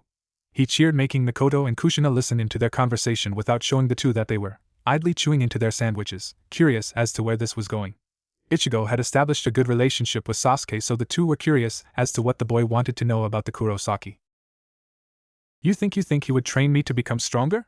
Mikoto's eyes widened at the question, at first fearing it was to get back at Itachi, only to remember the talk Ichigo had with him and the oath he had the boy swear to never go seeking revenge against his older brother. So the possibility of that went out the proverbial window, so her curiosity rose as to why. Well, I don't know. Kasa tells me that Ichigo won't even begin to teach me until after I graduate the academy. Besides, he's got Anko to teach right now. I'm sure he would teach you if you asked, but I think it would be better that we get used to his physical regime before we even think about that, he said, with both him and Sasuke shuddering in agreement at the physical training regime Ichigo put them under. That was pure and utter torture for the two, with Ichigo being completely merciless with it. Why yeah, you're probably right, the young Uchiha said. Besides, it don't matter cause I'll get stronger than you even with Ichigo training you. The blonde shouted with a grin, making Sasuke glare back at his friend in annoyance. Like you could become stronger than me? Sasuke shouted back. Oh yeah. Naruto pushed his forehead up against Sasuke's. Yeah. How about this, you two? Kushina grinned. You both want Ichigo as your sensei, right?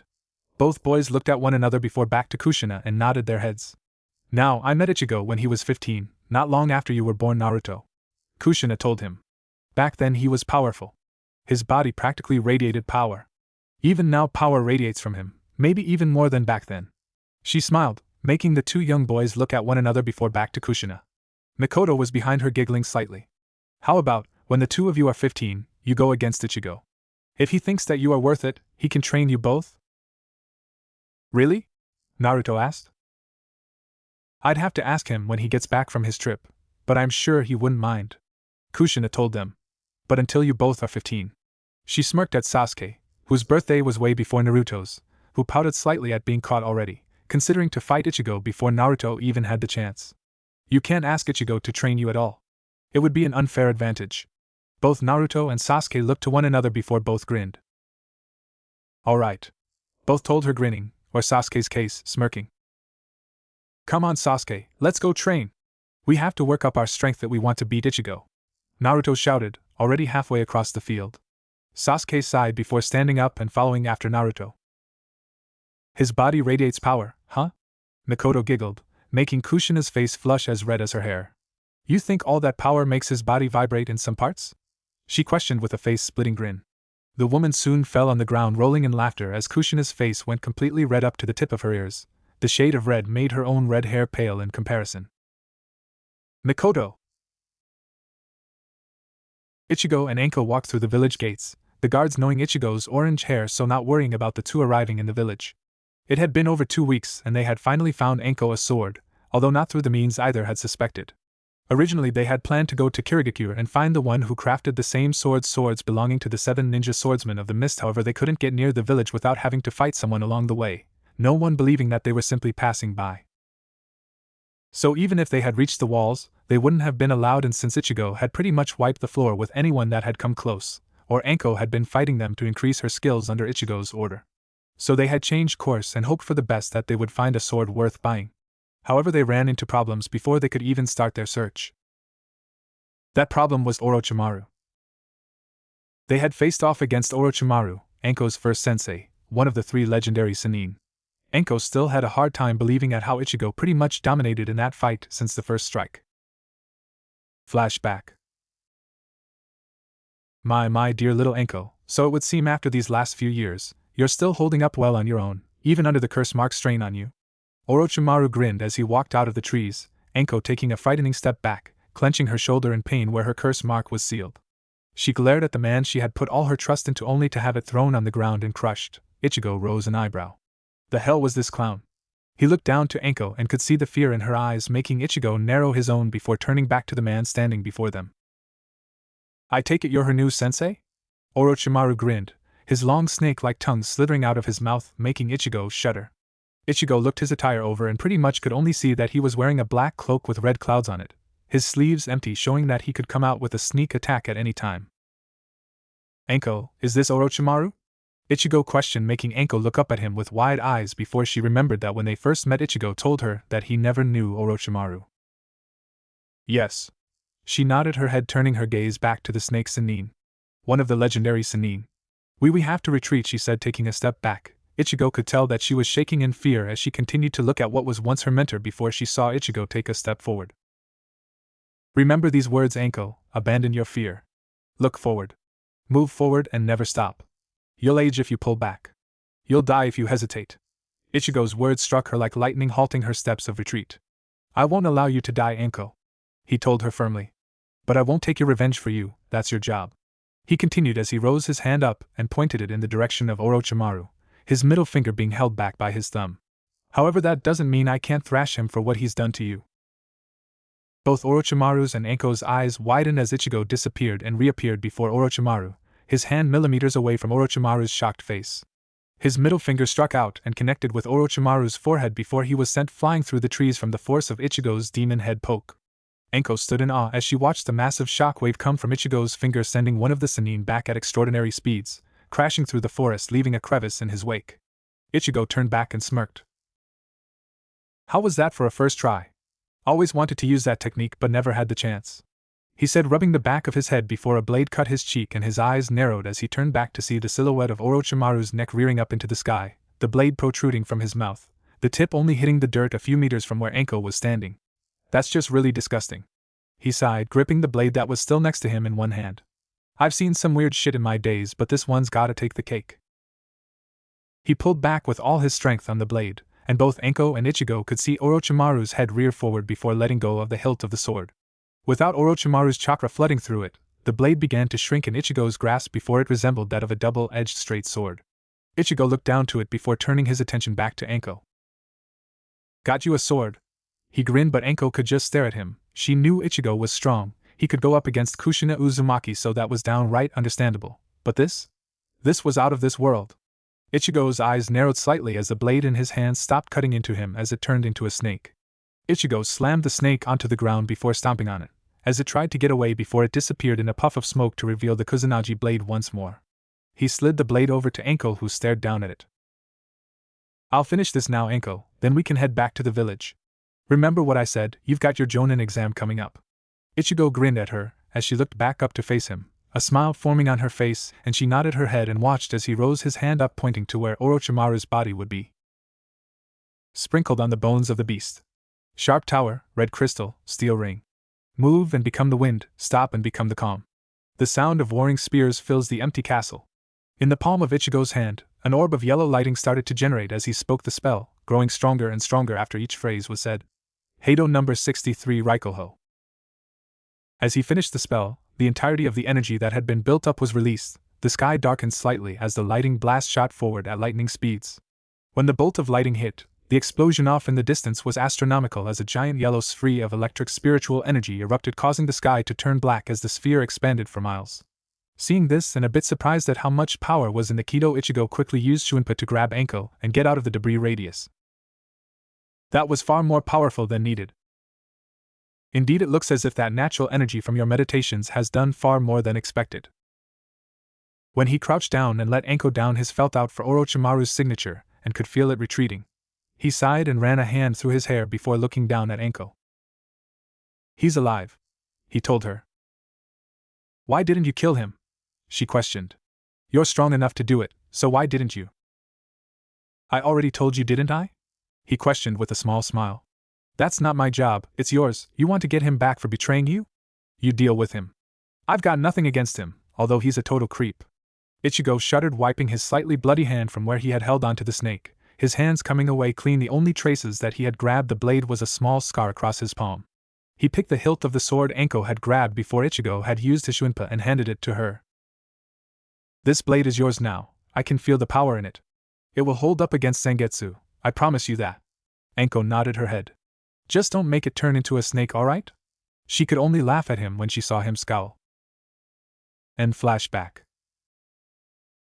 Anko looked up at Ichigo, who was once again scowling. On their way back to the village, he had asked her to keep what he had done to Orochimaru a secret. He didn't need to be bringing danger to the village just so a few people could try and test their strength against him. Anko had immediately told him she would keep it a secret, but when she brought it up about telling Kushina, he immediately flat out rejected it. His only response was, "No way in hell. If you tell her how strong I am, she'll make me run for Hokage. That only made Anko laugh at him. Kushina was the type of person to go in, fists flying, holding nothing back in a fight, showing her hand and dealing with things as she went. If she found out Ichigo had been holding back, she'd demand that he show her everything, and his assumption probably wasn't that far off. Kushina would probably make him run for the position of Hokage. Anko could just imagine Ichigo being annoyed by paperwork and politics. What are you snickering at? Ichigo asked as they walked through the streets. Nothing. Anko smiled at him. Hey, can I ask you something? She said, making Ichigo look over his shoulder at her before looking back in front of him. Sure, go ahead, he told her. Do you think I'm ready for the Jonin exams? She questioned, missing the slight tug of Ichigo's lips as they lifted upwards in a smile. Well, what do you think? Do you think you're ready to become a Jonin? He questioned as they continued to walk, Anko thinking over what he said and the events that had transpired when she fought Zabuza's clone and the results of the Nami no Kuni mission when she fought against a number of B-rank Nukenin. I don't know, she answered. I'm not sure. Well, since you're not sure, we get you more training. Maybe ask Kakashi to teach you some more Katan Jutsu. It is important for a Jonin to master at least one of their chakra elements, after all. Anko nodded her head in agreement. So what's it going to be, short stuff? Don't call me that. Anko pouted as Ichigo leaned back and ruffled up her hair, slightly eyeing the red ribbon in her hair they had picked up not long after their meeting with Zabuza.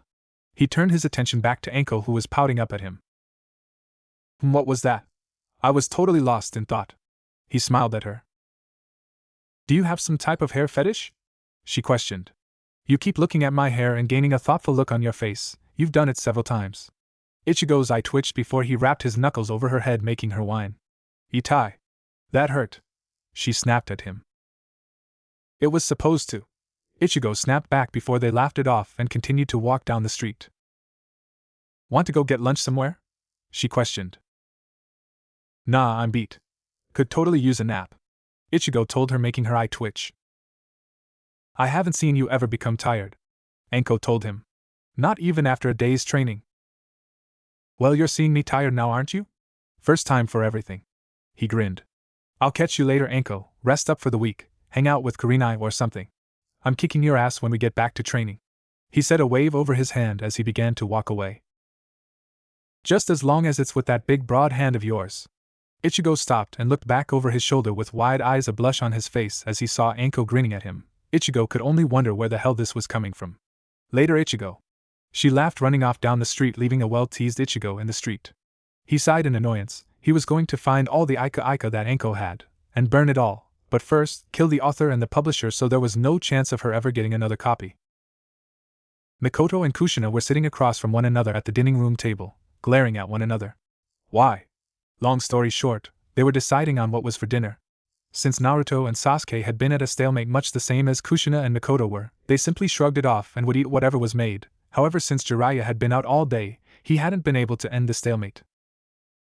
Kushina wanted ramen. Mikoto wanted anything but ramen. I'm home.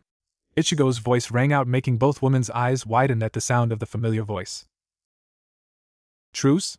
They both asked at the same time before grinning and raising up from the table to see Ichigo standing in the doorway.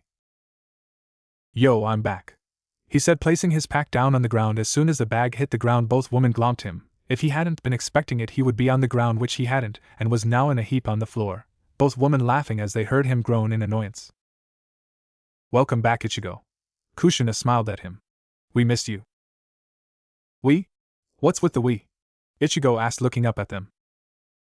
Oh, am I no one to you, Ichigo? Mikoto pouted cutely at him, making Ichigo's eyes widen as he realized where this was going very fast. It wasn't the first time Kushina and Mikoto had teased him like this. Kushina, what have you been doing to my Ichigo? You brainwashed him, didn't you? She cried out dramatically, throwing her head back, her hand resting on her forehead. No, Kushina exclaimed, much the same as Mikoto had. It wasn't I. For it was another. Anko brainwashed our Ichigo. Ichigo sat up, swung both of his hands back, and slapped both of them in the back of their heads, snapping them out of their dramatic acting, and pouted at him. You're acting like children. He scolded them, making them pout more as he sighed before Mikoto leaned up to his ear, a grin from ear to ear on her face. I can be your little girl if you want me to, if that's more your thing. She winked, making Ichigo hang his head in defeat. These two were never going to change. Living with Kushina was bearable, but when the two were together it was Ichigo's own personal torture. No, really, he was beginning. They found some sick, twisted, demented pleasure in torturing him with their teasing. No fair, Mikoto, Kushina whined. I can act pure and innocent as well. Yeah, well, I'm surprised you're not a tub of lard with all that ramen you've been eating. Says you who Kushina had to stop and think of an insult. I got nothing. She giggled. It's nice to have you back, Ichigo, she said, turning to him with a smile. Now that we have a third party, we'd like you to decide what we should have for dinner tonight. Mikoto grinned. That's not fair, Kushina whined. Ichigo hates ramen. Then it's settled then. Anything but ramen it is. Mikoto laughed. Plus you had ramen for lunch today. Fine. Kushina slumped forward. Well, I guess I should have suspected something like this. Ichigo chuckled. I'm going to take a nap. Try not to fight anymore, okay? Okay. Both women cheered as they watched Ichigo get up and walk over to the couch before laying down and folding an arm over his eyes. Both women turned to each other and smiled. Having Ichigo back made them feel much more at ease, like they were safe and protected. It had been a long 2 weeks without Ichigo. Both were glad he was back and that he was safe. It just wasn't the same without him around to make sure they were kept from getting out of control. Whether Ichigo knew it or not, he was the one who kept their world going around. He was the center of their lives. He supported for them most of the time, helped with Naruto and Sasuke, and took them to the academy or walked with them when they did.